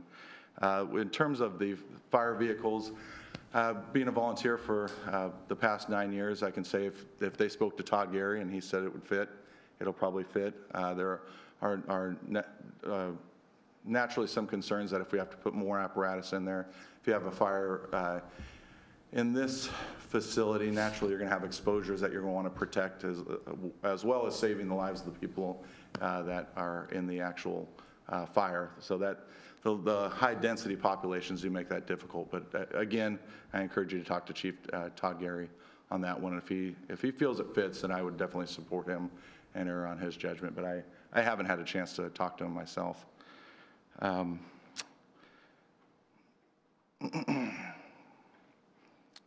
The other thing is obviously safety. The report indicated it would add 100 daily trips. I haven't thought about what he had said about the timing of the report, and Brian did indicate they didn't do the full study, so that would be very interesting to me, especially with my two kids, 5 and 7, going to Lee Elementary. As you guys probably know, you probably have families, they cut the bus routes down, so now kids from our neighborhood actually have to walk or ride bikes to school.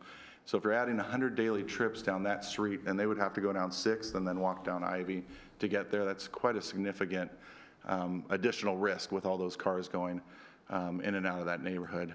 And then additionally, of course, they'd be going to Lee School. Last year, they actually moved into the library, so we have less library to create more classrooms. So if we're talking about families moving into these neighborhoods, that's going to be more kids. That's going to be more kids we got to put in classrooms, which our superintendent is doing a great job of trying to maximize our space with the minimal amount that we have. Again, some of the themes around the verbs we heard tonight, meeting the minimal standards, our schools are getting to that point too with the capacity issues. And so I think that's really important to acknowledge. The kids walking down the street, kids riding their bikes down the street.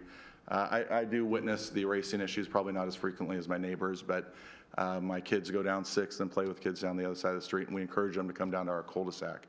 So adding that additional traffic does make me quite nervous as a parent as well. I think I read the letter from the Fair Housing Council. I think the thing that they may have been missing, Brian, was the affordable housing part. So when we address the issues, and I hadn't seen it in here tonight, I was curious to hear that the properties were purchased in 2006, right close to the Great Recession. So 2008 was when the Great Recession. So if we fast forward to 2017, we're currently in a pretty good economic climate. So I see that probably more as an investment opportunity, which is perfectly fine with me. But that means that I think the part that's missing from the letter from the Fair Housing Council, and if you look at it closely, they use affordable on a number of occasions. And within these write-ups, I haven't seen anything about affordable housing. There'll be more affordable, I did hear, because they'll be smaller. But that doesn't mean it's actually affordable housing. So there's kind of two different definitions that you have to be pretty careful when you're looking at those standards. The other thing, I think just kind of in closing, one of the duties of the commission says to study and propose such as may be advisable for promotion of public interest, which I think you found between the testimonies tonight as well as the written testimonies, there's not much public interest in that neighborhood for something like this. Health, safety, I think we've talked about a couple of those issues in terms of safety. I didn't realize there was such a drainage issue. I think that's definitely a health issue if things start backing up into our roads or backing up into those facilities as well. And then welfare of the city and surrounding areas. So I think that's an important thing that you guys are considering and tasked with doing as commission members. Overall, I do appreciate the work that everybody's done on this issue. I encourage you to really review that written testimony and vote with your neighbors and your community members of the county and oppose this development. Thank you. Thank you. Any questions for Mr. Nava? Thank you very much. We would like to hear from Mr. Robert Taylor. You'll come forward, state your name and address. First, I'd like to give the time to my wife, but she has enough time. Good evening. My name is Robert Taylor, and I reside at 173 Southwest 6th Avenue. My wife and I live almost directly across from where the new private road will exit onto Southwest 6th Avenue, so it is of interest to us. I understand the concern of the Planning Commission and the Canby City Council has been traffic, parking, and livability within the city of Canby. Plus, of course, all the applicable codes, comprehensive plan, and other requirements, and you've heard a lot of them tonight. I understand that every property owner or developer has the right to improve his property within those limitations. The first proposed plan that was received and we acted on was basically unacceptable. When I looked at it, I saw all kinds of issues. I'm sorry for Brian having to add sidewalks. It seemed like that was necessary. It was also mentioned in the subdivision that there was a requirement for street lighting and tree planting. There's lots of requirements for subdivisions. The last minute changes, and the first time I became aware of the diagram that you're looking at tonight was 2 nights ago when my wife picked it up off the internet, and I think it was on the wrong website or the wrong. It was just not where I expected it to be. No, it wasn't where we expected it to be anyway, and that was the first time we looked at it. I appreciate the changes that have been made. There's still problems. I think all of you see some issues, and even Brian mentions that there's things you look at here and you look at again and you look at again and you see them differently as you mull them over. I do agree or concur with the concerns of the other people that have talked tonight on the opponent side, not necessarily the proponent side.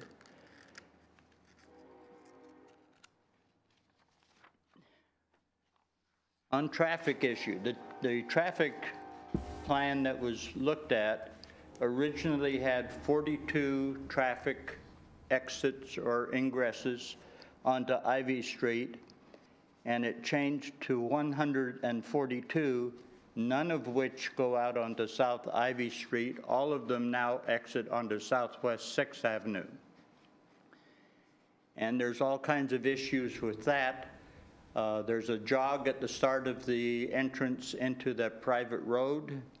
When I looked at the lot plan, it is 150 feet from the corner of Ivy and Southwest 6th Avenue to the lot that is directly to the west of lot number 10. And the code requires 150 feet of separation. I deferred to the Planning Commission director to look at that because I didn't know if the 150 feet referred center line to center line, sidewalk to sidewalk, or what have you. But that is an absolute minimum separation distance from Ivy Street. We had proposed at one point that the possibility of the private road exiting from South Ivy Park subdivision make a no left turn. Because I see this is my opinion, okay. With the change in the traffic at Township and the traffic light up there and additional traffic going out from Southwest 6th Avenue onto Ivy, I see the problems from Township moving south towards Southwest 6th Avenue. No way to tell that without a good traffic study.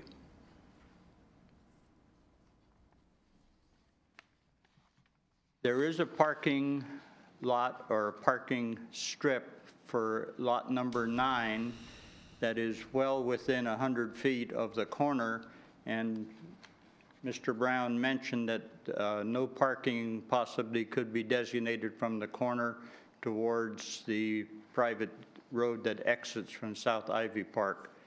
And looking at the way traffic comes off Ivy onto Southwest 6th, I think that's an excellent idea.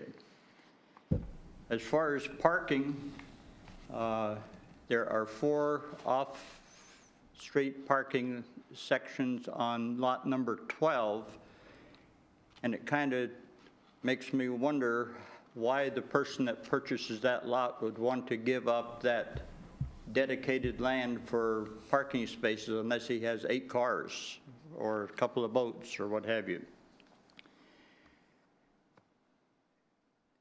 You've already talked about the no parking in the area. I don't see how it's going to be enforced.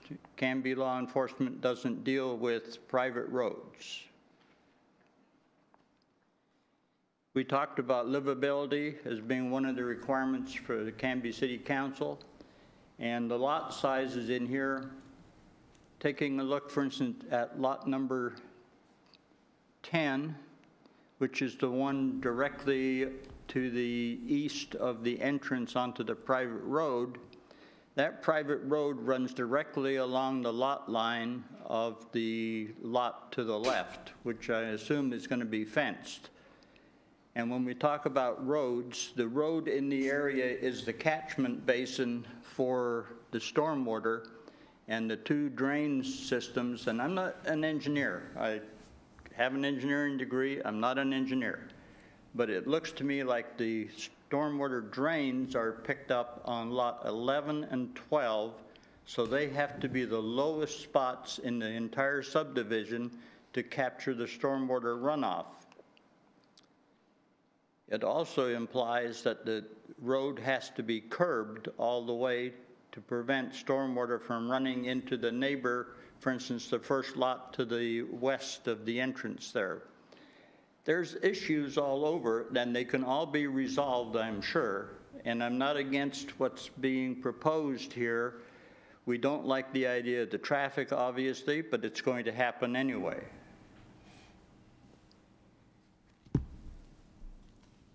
And the issue on safety, I raised sidewalks, street lighting, and I also noticed the tree planting program has been implemented. So those are my comments. My wife has a little different aspect to deal with for you. Thank you very much. Thank you. Thank you. Any questions? I should say that. Okay, thank you. Okay, I have, last but not least, Regina Taylor. It will be speaking for Wayne Fetters, Stephanie Boyce, Larry Graff, Gwen Benson, Terry Yanks, Sharp.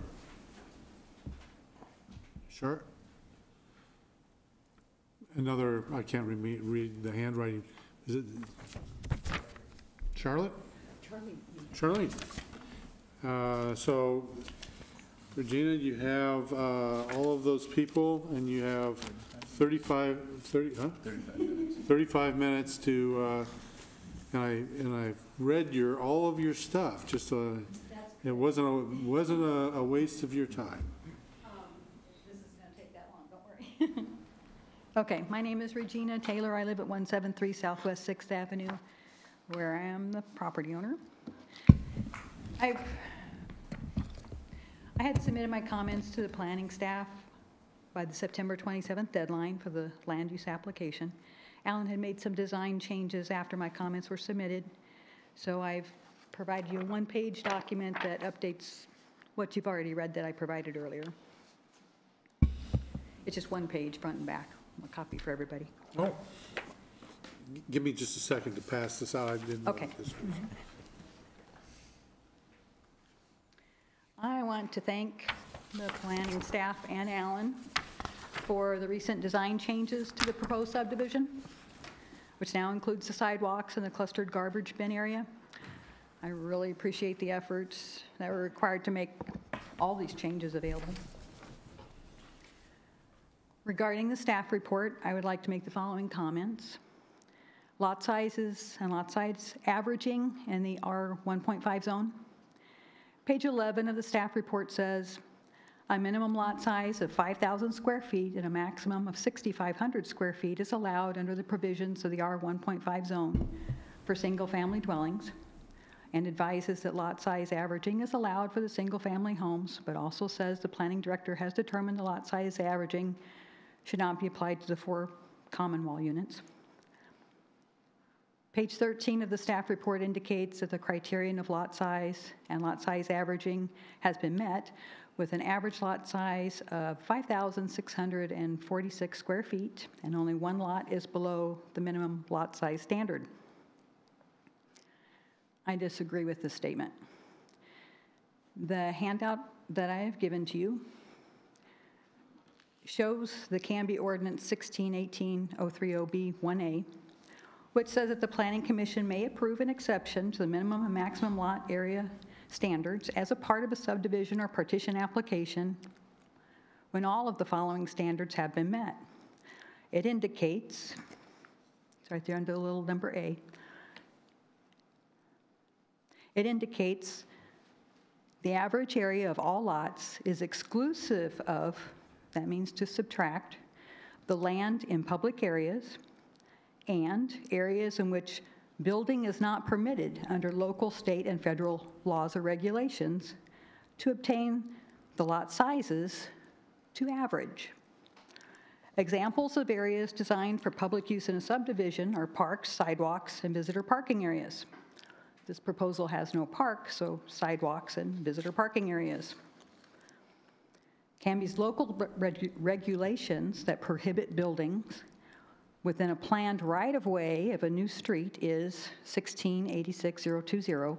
No building permit shall be issued for the construction of a new structure within the planned right-of-way of a new street, doesn't matter whether it's a private street or a public street, or the appropriate setback from such a street as established in Division 3. And the definition of a street is Ordinance 1606570. Street means the entire width between the right-of-way line of every way, which provides for public use for the purpose of vehicular and pedestrian traffic and the placement of utilities, and including the terms road, highway, lane, place, avenue, alley, or other similar designations. Doesn't matter whether it's private or public. It's a street. We know it is also prohibited to build on or in utility easements, and the street in this proposal is labeled a utility easement. They're in the green area, which is a second reason to subtract the street area from the lot size. You can see from the applicant's diagram, which is on the back of your page, if you want to see it close up, on the reverse side of my handout, that the street, sidewalks, and visitor parking areas are located inside the property lines of the lots, with the exception of Lot 9. This demonstrates the applicant has chosen to utilize the ordinances for joint and cross-access, which is encouraged by the City of Canby. The use of joint and cross-access is a savvy design maneuver, but it does not remove the need to obey other ordinances, such as the lot size averaging calculation. The staff report indicates that they have calculated the average lot size for the single-family residences, not including the common wall units, as 5,646 square feet, but they did not subtract the required areas. Implementing the regulation in 1618-030B1A, the one we just read, reduces the average lot size to 4,407 square feet, which is below the required 5,000 square foot minimum. 6 of the 8 single-family residences are less than 5,000 square feet, with only the 2 existing lots being in compliance, the 2 that he's not going to tear down. Canby Ordinance 1618-030B indicates no lot shall be created that contains less than 4,000 square feet in this zone. You can see on my chart, column I, the net square feet of 6 of the single-family lots are only 2,319 square feet, 3,990 square feet, 4,260 square feet, 3,687 square feet, 3,350 square feet, and 3,321 square feet. These are averages based on the key to this, where you can see, for instance, the driveway is 19 by 19 foot square. We use that to help find these numbers. It's amazing how much the average lot size is skewed by the lots of the 2 existing homes that won't be torn down, which are the oversized lots of 6,266 square feet and 8,109 net square feet. If you choose to believe that the sidewalks and the visitor parking area are not public areas, the average lot size of the single-family residences is still only 4,752 square feet and still below the 5,000 square foot minimum. The staff report also indicates the planning director determined that it is not the intent of the city ordinance to include the common wall lots, townhouses, in the lot size average calculations. The lot size averaging applies only to the single-family detached homes, and the staff report indicates the square footage of the townhouses is about 3,000 square foot each. Since the 4 single-family residences with common wall construction are so similar in size, actually averaging the lots doesn't make any difference. But there's no indication that the ordinance or the staff report that the area of a lot containing a single-family home with a common wall is calculated any differently than any other single-family dwelling type. That is, we must subtract the street right-of-way and public use areas, even if we don't go the extra step to average those numbers. Therefore, the net area of the 4 units with common walls are as follows. Lot number 1 and 2 each have 2,722 square feet. Lot 3 has 2,721 square feet, and Lot 4 has 2,758 square feet, making 100% of them out of compliance, which requires a minimum of 3,000 square feet. I wanted to see if I had correctly assumed that townhouse lot areas were calculated the same as other single-family dwellings. So I researched the websites of the planning commissions for 21 cities in Clackamas and Washington counties to see how the other cities handled the situation. I viewed the websites in Clackamas County for Estacada, Gladstone, Happy Valley, Lake Oswego, Milwaukee, Molalla, Oregon City, Sandy, Tualatin, Westland, and Wilsonville. And in Washington County for Banks, Beaverton, Cornelius, Durham, Forest Grove, Gaston, Hillsborough, North Plains, Sherwood, and Tigard. I learned that the various municipalities used the names of lot size, lot area, and net buildable acre, but the definitions were consistent. The horizontal area within the lot lines of a lot, exclusive of streets and land dedicated to public uses, is used for lot averaging. None of the 21 municipalities designated a different calculation method for single-family homes with common walls. Several of the municipalities cited they had adopted their definitions from the same origin, which was the Metro Urban Growth Management Functional Plan. I saved the web links and took screenshots of these pages if anybody wants to see them. I'm not certain why the planning staff has not enforced Ordinance 1618-030B1A when they did enforce the other portions of the same ordinance that follow further down on the same page. I also delivered my concerns regarding the use of gross lot size versus net lot size to their attention in a 9-page document I delivered to them on September 25th. The staff report says on page 13 that a public benefit must be demonstrated in order to allow more than 10% of the lots to be outside of the minimum or maximum lot area. A revised plan submitted by the applicant now shows only 1 lot below the minimum lot size standard, which is within the allowed 10% of the 8-family detached homes planned. This criterion is met. I disagree that the criterion has been met, since 100% of the townhomes and 6 of the 8 single-family homes are out of compliance with the average lot size, or with lot size. Page 6 of the staff report reads, a detached single-family primary design with 2 common wall townhomes is not all that out of character with the neighboring properties, but is at a significant increased density. And that was before you take out the restricted areas. All but the attached single-family homes match the intended future use of the area as called for by the comprehensive plan land use map. The attached homes can certainly be approved through the conditional use permit if the design is considered satisfactory. The market typically drives when an area is ready to transition to a new use. My response to that is that the design of the entire subdivision is not satisfactory as it's currently presented, regardless if the market is driving the transition to a new use. I note the staff report indicates on part 1, page 10, a queuing analysis would be useful to better inform how much delay is caused by the school buses on, it should be Southwest 6th Avenue, and I hope one will be requested. And as I finish, I'm curious why the planning staff has applied the sidewalk standards from section 1610-070B8, which indicates sidewalks are required on one side of the street, and for the most part, this has been handled, but when this is a subdivision application, and I believe the correct code to apply is the subdivision design standards in code 1664, or 1664-015E and 1664-070G both say streets on subdivisions are required to have sidewalks on both sides. That's mostly been handled except for the lot next to Jody there across from lot 10. Further, the subdivision design standards indicate specific requirements to the following that do not appear to have been applied to this application.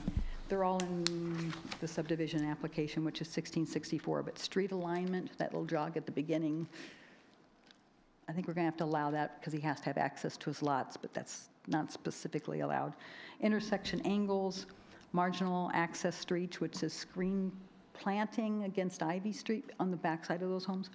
Utility easements required on all street lot lines. That one I'm kind of wondering if, and maybe that comes in the planning department, but I think we're supposed to have utility easements on the back sides of those lots, like for telecommunication and gas. Street lights, street trees, street lighting system, and street tree planting.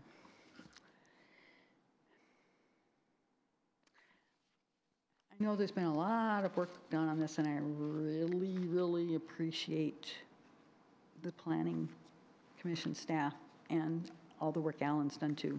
Thank you for listening. I appreciate the ability to provide these thoughts to you, and if you have any questions, I'd be happy to answer them. Any questions? I'm curious what you're going to do with your free time now that you're done researching all of that. I'm going to go back to remodeling our house. Thank you. That's it. Thank you.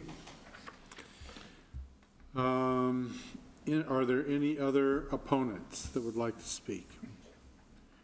Is there anybody here that is neutral on the matter that would like to speak? Then the proponents have 10 minutes for rebuttal. Would you like to take advantage of that?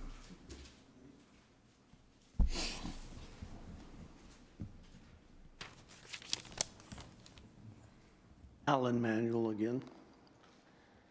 I won't deal with a lot of detail on that. Her case is clearly well thought out. She spent some time on it. My case is well thought out, and I've spent some time on that too. What you're looking at is the question whether the planning staff's decision to allow the roadway to be developed and the lot sizes to be calculated as we have done it is right or wrong. If you decide yes, we can go ahead with the subdivision. If you decide no, the subdivision is dead. If you decide no, when the South Ivy project is built, my 4 driveways will still be serviced and built from South Ivy. What happens to the houses in the future, I don't know. But I have put forward to you what I feel to be a reasonable plan. It generally meets the codes. We've answered most of the complaints about the original proposals. We've made all sorts of adjustments. And we didn't come down to this question.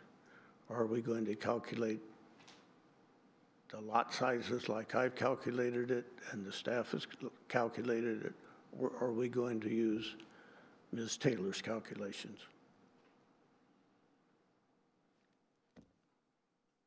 Any more questions?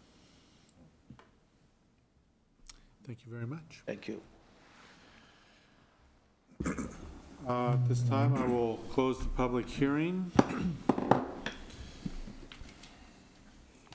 And questions for staff? I have a question for staff. Okay.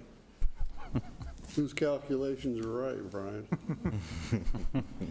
Well, the code indicates that in the end that it's my interpretation when I'm preparing the staff report that counts, and I certainly weighed the other, even the applicant asked when he submitted and said, well, I'm not sure which way I'm supposed to calculate this. So I had to make a determination. And I believe that you can read into ordinances in the various locations they're at and in combination to come up with whatever your objective is sometimes. And I think the simple reading of the way they are, that there's evidence to me that says you don't count the townhomes in a couple places in the code where it mentions single-family homes when it talks about the lot sizes. And so it just doesn't make much sense to me. I'm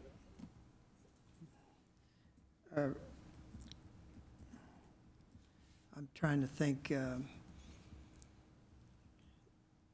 There's a total different development standard that you're going by for the townhomes than you are for the detached single-family homes. And so it doesn't make any sense with the minimum density requirement for the townhomes to try to place those into the same category as the other. And that's an important factor in trying to, do we exclude those attached units or not? The other is the whole idea of excluding what could be deemed a public space, the road access. And granted, I said that we always exclude public streets, but this isn't a public space. It's a private road. It's a private easement. It's not open to the public from that standpoint, really. They're driving across private property when they're coming, every aspect of this road is private property. So not lacking anything that specifically tells me differently, I'm comfortable in excluding the roadway easement, or not excluding it from the lot size averaging, providing that additional flexibility for when you use private streets.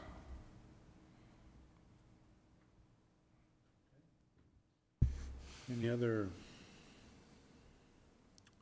thoughts? My laptop is messed up here, it's not functioning, but I believe I read that in Lot 1, the fire department was requesting a fire hydrant. Was that correct? But I don't see it on any of the drawings.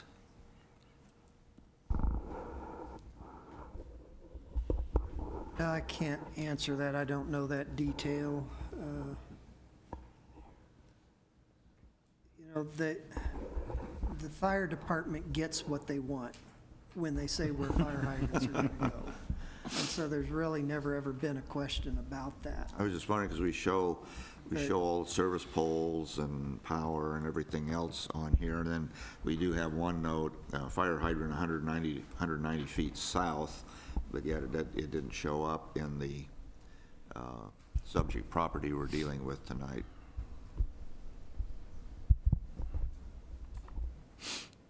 It's something that we can address, you know, at a construction plan stage and make sure that their spacing of fire hydrants is being met.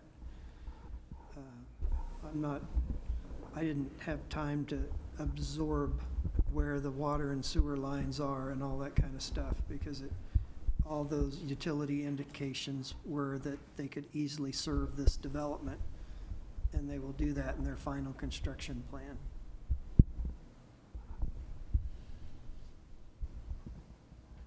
Mr. Hall, do you have any thoughts on this? Oh, I've got so many thoughts. Oh, I know you do, but related to this. Oh. Yeah, I'm still just trying to wrap my head a little bit around adding this road into the lot lines and how tight that's going to make things, especially with concerns to Lot 10 and Lot 5 being so close to that roadway. And what that's going to do, obviously those houses aren't built yet, so we don't know what they're going to look like in the grand scheme of things. They could have a property setback in the end, we don't know that. So I might pipe up just real quickly, and another problem that staff has had with private roads that are an easement is whether setbacks apply at all internally. Because the property line, if you look at it, is in various positions within that access easement road. it's not always down the center like it normally is in some, I mean, it varies. You've got the road, you've got 2/3 of the road on the south side of some lots and 1/3 on the north side, and then it varies.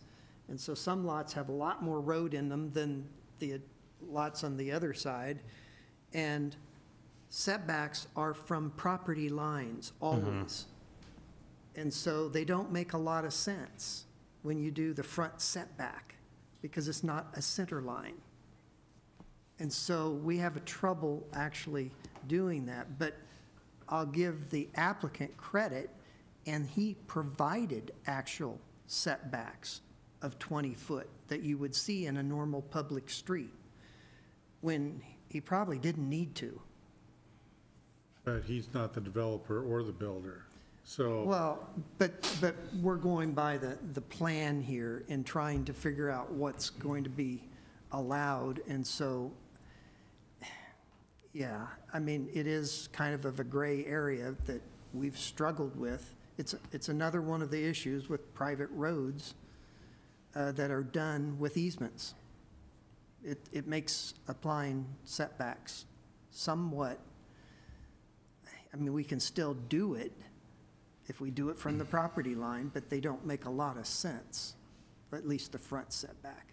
I think the rear and the sides are more certain, but the front one is a bit uncertain. So we use the more practical approach of, do you have 19 to 20 feet outside of the front of the house where someone could park without overhanging the sidewalk or the street? I have one other. And that's what his drawing is showing and trying to meet. I have another question. Would we be bending over backwards, it looks like to me, to increase the density of our housing in this location, just because I don't know how many years ago, a comprehensive plan that states things about considering in it the density of the current area, zone R1 right now. But you're saying that that doesn't, to disregard that, but go by the ordinances, yet we're going by the comprehensive plan that wanted that to be rezoned to CR. Are we trying to make that more dense because of that? That's where my statements about the guidance that the comprehensive plan gives as a whole for the community. It's all about balancing sprawl with accommodating the future growth within the current boundaries of the city to avoid sprawl.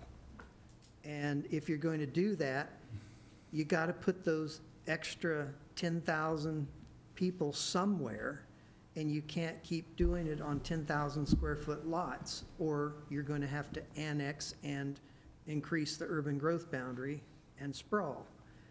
And so it helps us plan for how we're going to do that. And it's always difficult because you designate places on your future map where you could more easily see higher density along a major arterial street where there's nearby high density areas rather than in the middle of the Northwood subdivision. You know, and so that's what the land use plan map has tried to do, is figure out where are the most suitable areas that we could try to do that. And yes, where it picks some of those areas are impactful for existing single-family home. Another example is in the downtown area, it's all surrounded by single-family homes. The comp plan has almost all of those designated high-density residential. So they're grandfathered in homes now, and somebody could rezone the properties, and some of the areas already zoned commercial, but they're all single-family homes today. And so things over time are in transition. So there's always the question, is it time for a transition?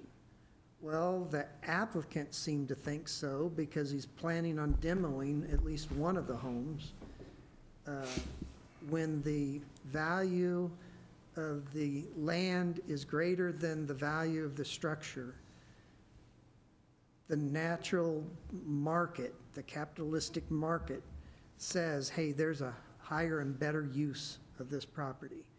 This area is starting to get towards that point. And so it's another principle, the highest and best use. It's mentioned in the comprehensive plan. But timing is an issue in rezoning. Maybe it's more appropriate in the future than it is now.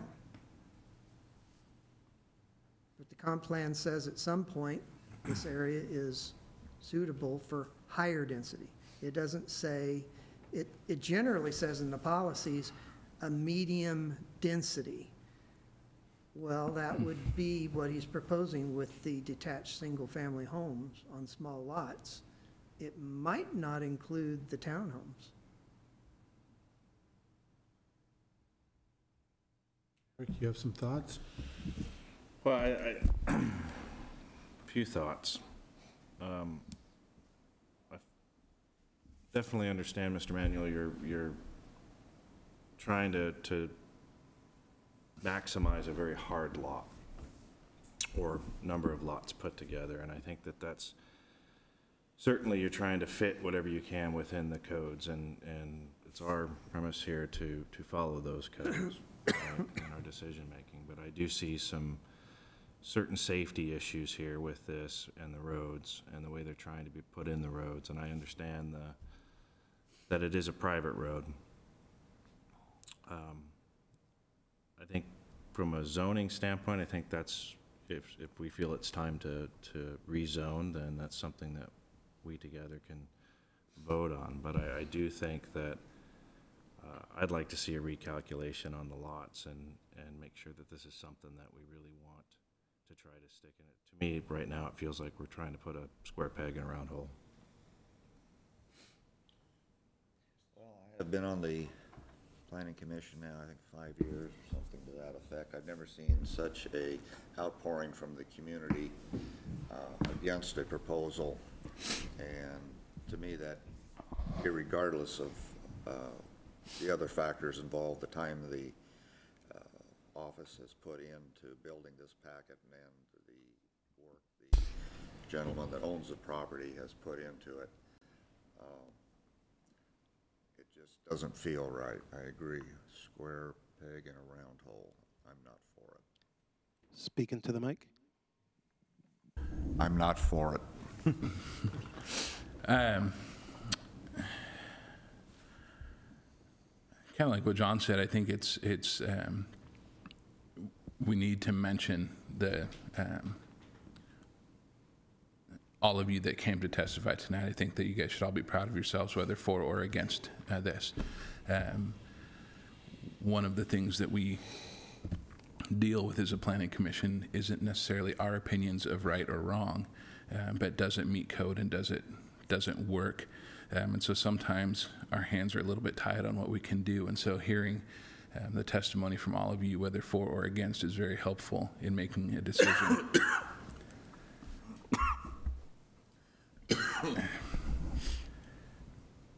My industry tells me that we want to grow. That's for business. For me, communities need to continue to grow, but I also I don't know that I love it to grow like this. And again, it was mentioned, I think, the square peg in the round hole is the perfect example.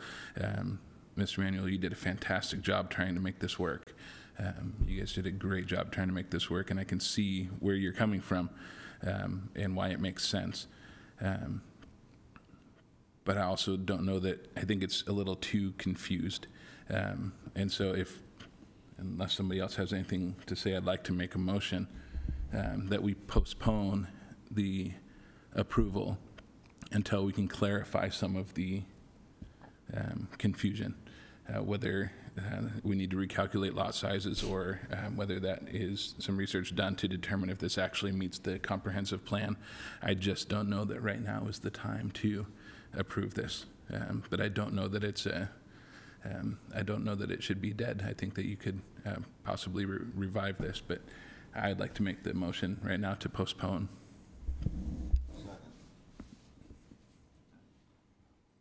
Moved and seconded to postpone a decision. All in favor say aye. Aye. Opposed? Nay. Nay. So the ayes have it. We will be postponing decision. I would like to, I didn't get a chance to speak, so I'm going to do so, as is my want. I think that there is there was an inadequate traffic study. I think the traffic impact is going to be a lot more than was indicated in the packet. I think that the parking is also inadequate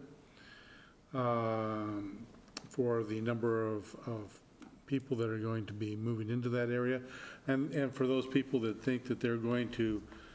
The question arose for me that if there is inadequate parking in the subdivision and people move over to park over on 6th, that will be displacing the homeowners parking. So it just, kicks that can down the road. Let's see, what else do we have here? I wasn't satisfied with the idea of including the street in the lot size averaging. That didn't seem quite kosher to me.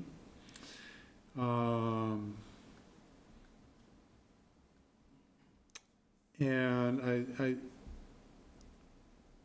I think that was, and again, some of the last minute things that became over my transom, so to speak, last minute things that came down that there's no way in the world that I could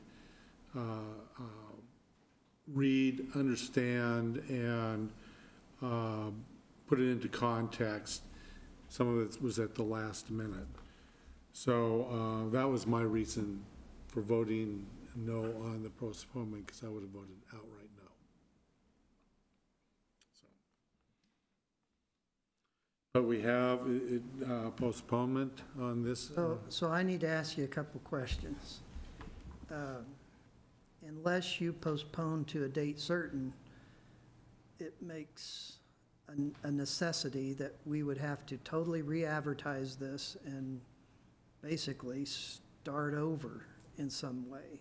So it's kind of problematic for you to postpone it, and especially not postpone it to a date certain, and somewhat even more problematic to me because I'm not sure I have enough direction when I've already said that I believe that we've calculated the lot averaging correctly. We have testimony from the audience, very credible, that you shouldn't include the street. And so I'm more inclined to think that reasoning that you presented is a whole lot better than just postponing, because we're not sure what we're supposed to do.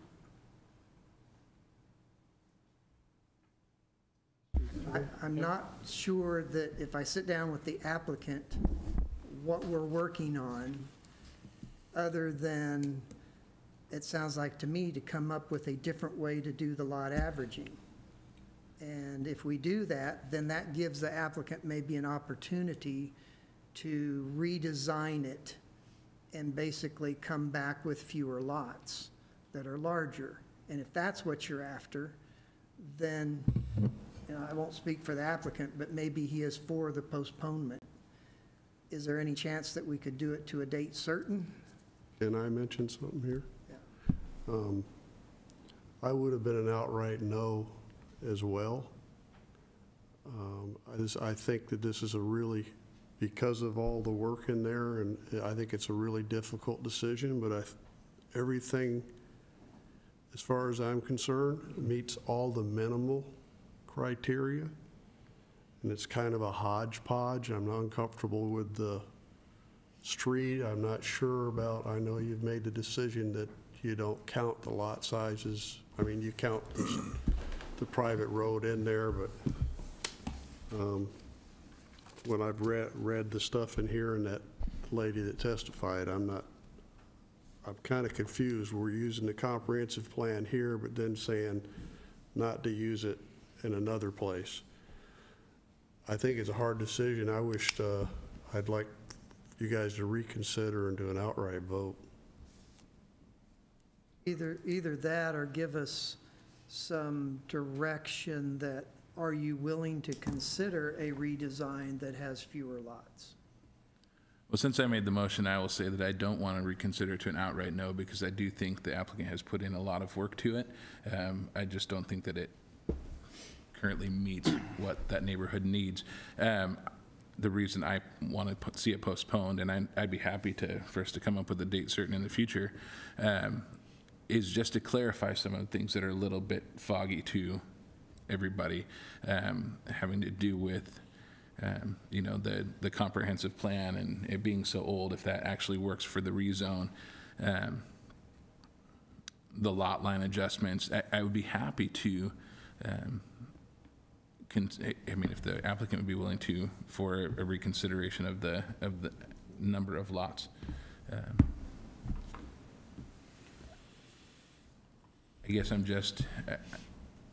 I'm not quite ready to, well, I guess we voted on it, so I can't necessarily withdraw the motion if somebody else wanted to make a different motion, but I don't want to see him throw away all the work he did. I would like to maybe see it fit the neighborhood a little bit better and take into consideration some of the things that were mentioned tonight by the neighbors who will have to deal with the neighborhood once it's all done. Is there a way to address the applicant real quick and ask him if he's willing to make the changes necessary to, I mean, are you? What changes do you want? Well, I mean, to decrease lot size, or increase lot size, the amount of number of lots, the things that are being considered that are, because if they're unwilling to change the plan at all for what it sounds like a lot of us are looking at, then there's no point in postponing it. But if he's willing to make the changes, we could find out how long he would need to make some changes, and, you know, something that would be better received by the opponents to this, and fitting to what he's looking to do, and fitting with the comprehensive plan in the future. I think that's kind of, you know, but if he's not willing, then there's no point in postponing a vote. That makes a lot of sense. Traffic study could be done if that's really your concern with the intersection of Ivy and 6th. What's one of my concerns, one of my top concerns. That's one of my concerns too, but there are a lot more. Like, everything's to a minimum standard, it seems like, and I'm not sure I would vote for the zone change anyway. Public testimony has been closed. We have voted on postponing a final decision. So that has passed. I guess I will ask the applicant if given more time, if that would be, if you wanted to come up with something different, or yes, please.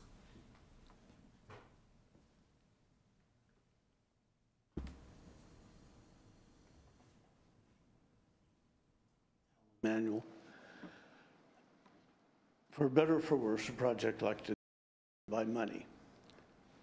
And I know the neighbors think that I am going to make a tremendous amount of money here. My estimate is that I'll make $160,000. I've been in it 11 years. I have to risk $800,000 to do that. If you take the road out of the lot size calculation. My quick look at that says that eliminates 3 lots.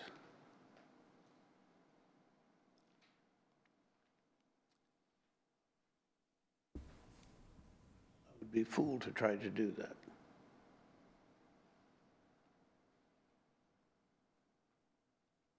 If traffic safety is a worry, and you tell me that you will accept the way I've calculated lot sizes, I would happily pay for a traffic safety study. It's $3,500. I've got 20,000 in it. Another 3,500 isn't that much. But I don't want to fund a traffic safety study and then have you come back and say, we don't have lot sizes.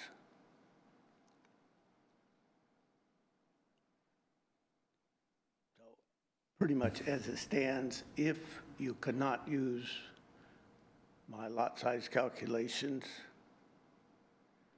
what I would really prefer to see you do is pass the zone change, kill the subdivision, and I'll rethink my case. The zone change would give me at least something out of it. We put a lot in it, staff's put a lot in it.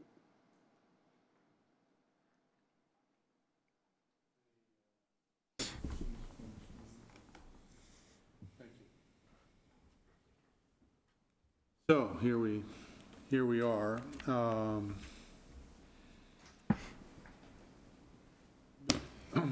Any further thoughts on how you would like to proceed?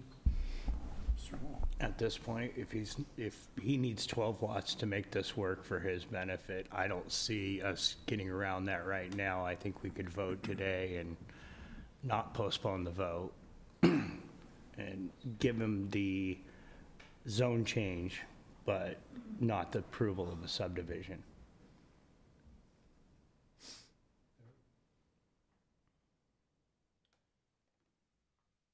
Brian has made me very concerned about our comprehensive plan, and so I'm not ready to do a zone change at this time. So I'll not be against that, but you know, I wouldn't want any undue cost added to that if we weren't precise in our direction from a redesign. Sherlin. Put more undue burden on the applicant, cost-wise and grief. But as we can tell, it doesn't sit well with this body in its form right now. So something has to change, and I think we need more time to figure out what that something is. And I don't have all the answers, and I understand that decreasing the lot size is going to be a financial burden, but the outpouring from the community in regard to, as the one gentleman said, the quality of life and traffic and such, I don't want to see Canby turn into a Gresham or Hillsborough. So I guess the other thing we have to recall here is that because this is a rezoning, the other 2 applications don't normally go on. You're only making a recommendation.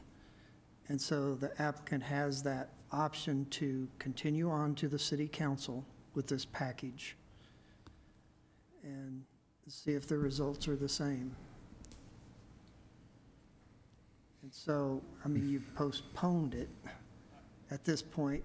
I don't know Robert's rules, but something tells me that if the person that made the motion withdraws it or something, then if you wanted to, with this recognition that the normal thing is you're only making a recommendation on this. I'd be happy to withdraw my motion. However, I don't want to make a new motion because I do believe the applicant deserves the right to do something with the land. I just don't think this is it. So I will entertain another motion. Mr. Wainwright. Okay. I make a motion that we deny the applicant's request, and I lost it. Here. We deny zone change 17-02 /CUP 17-05 /SUB 17-04 South Ivy Park subdivision. Do I have a second? Second. Moved and seconded to deny the request for a zone change conditional use and subdivision application for property at 533, 553, and 583 South Ivy Street to create 4 new townhomes and lots and 6 new single-family lots, ZC 17-02 /CUP 17-05 /SUB 1704 South Ivy Park subdivision, Allen Manuel. All in favor say aye. Aye. Opposed?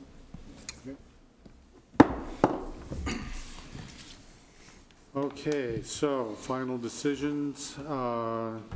We actually do not have a final decision. We had started, we meant to erase it because we did not prepare one, because we didn't know what the outcome would be. And so you don't have a final findings to approve. Okay, then we'll scamper along to items of interest from the staff. We've said right on the agenda that we have an equally contentious development proposal on our next meeting in the form of the North Maple proposed subdivision. So be prepared for that one as well. Okay. Any items of interest or guidance from the Planning Commission to the staff? I will entertain a motion to, sorry. What's the path we need to go down as far as the Well, comprehensive the plan? comprehensive plan thing, you know, maybe I shouldn't have said anything, but it came up in another matter that I was looking into, and because of the letter that we got here in the past 2 hours, looking up the citation on that gave me another reason to look at this other provision about the fact that our comprehensive plan says right in it for the special areas that we placed these policies in the plan so we wouldn't have to change our regulations. And it made me think about this legislation that was passed in 1991 that said that you really can't do that anymore. And so we may have to consult with a land use attorney or something to get a ruling on that or something.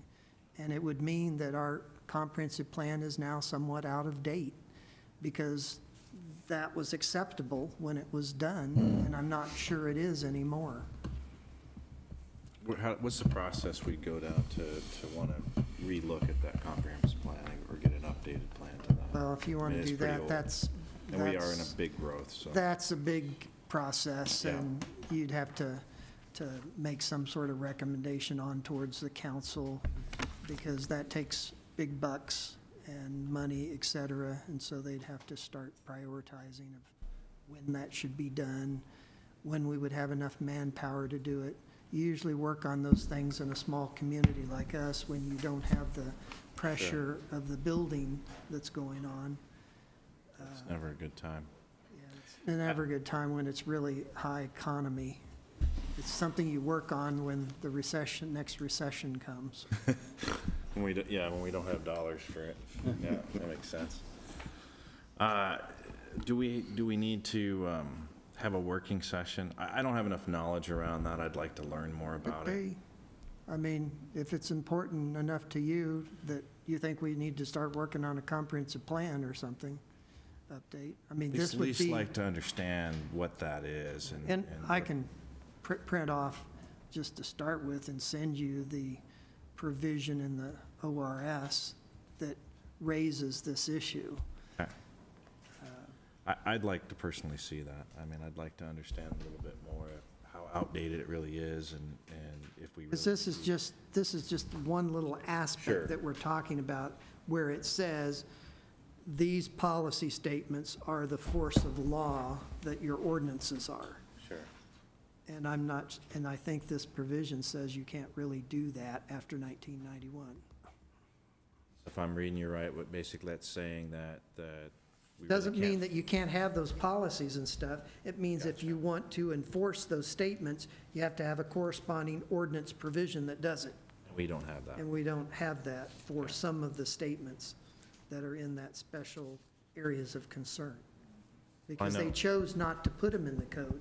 They chose to leave them in the plan, so we wouldn't have to go through all that effort of creating some sort of ordinance that said something about that policy. At least that's a start. If you could send that to me, I'd like to read it. Now, any other comments, guidance from the commissioners?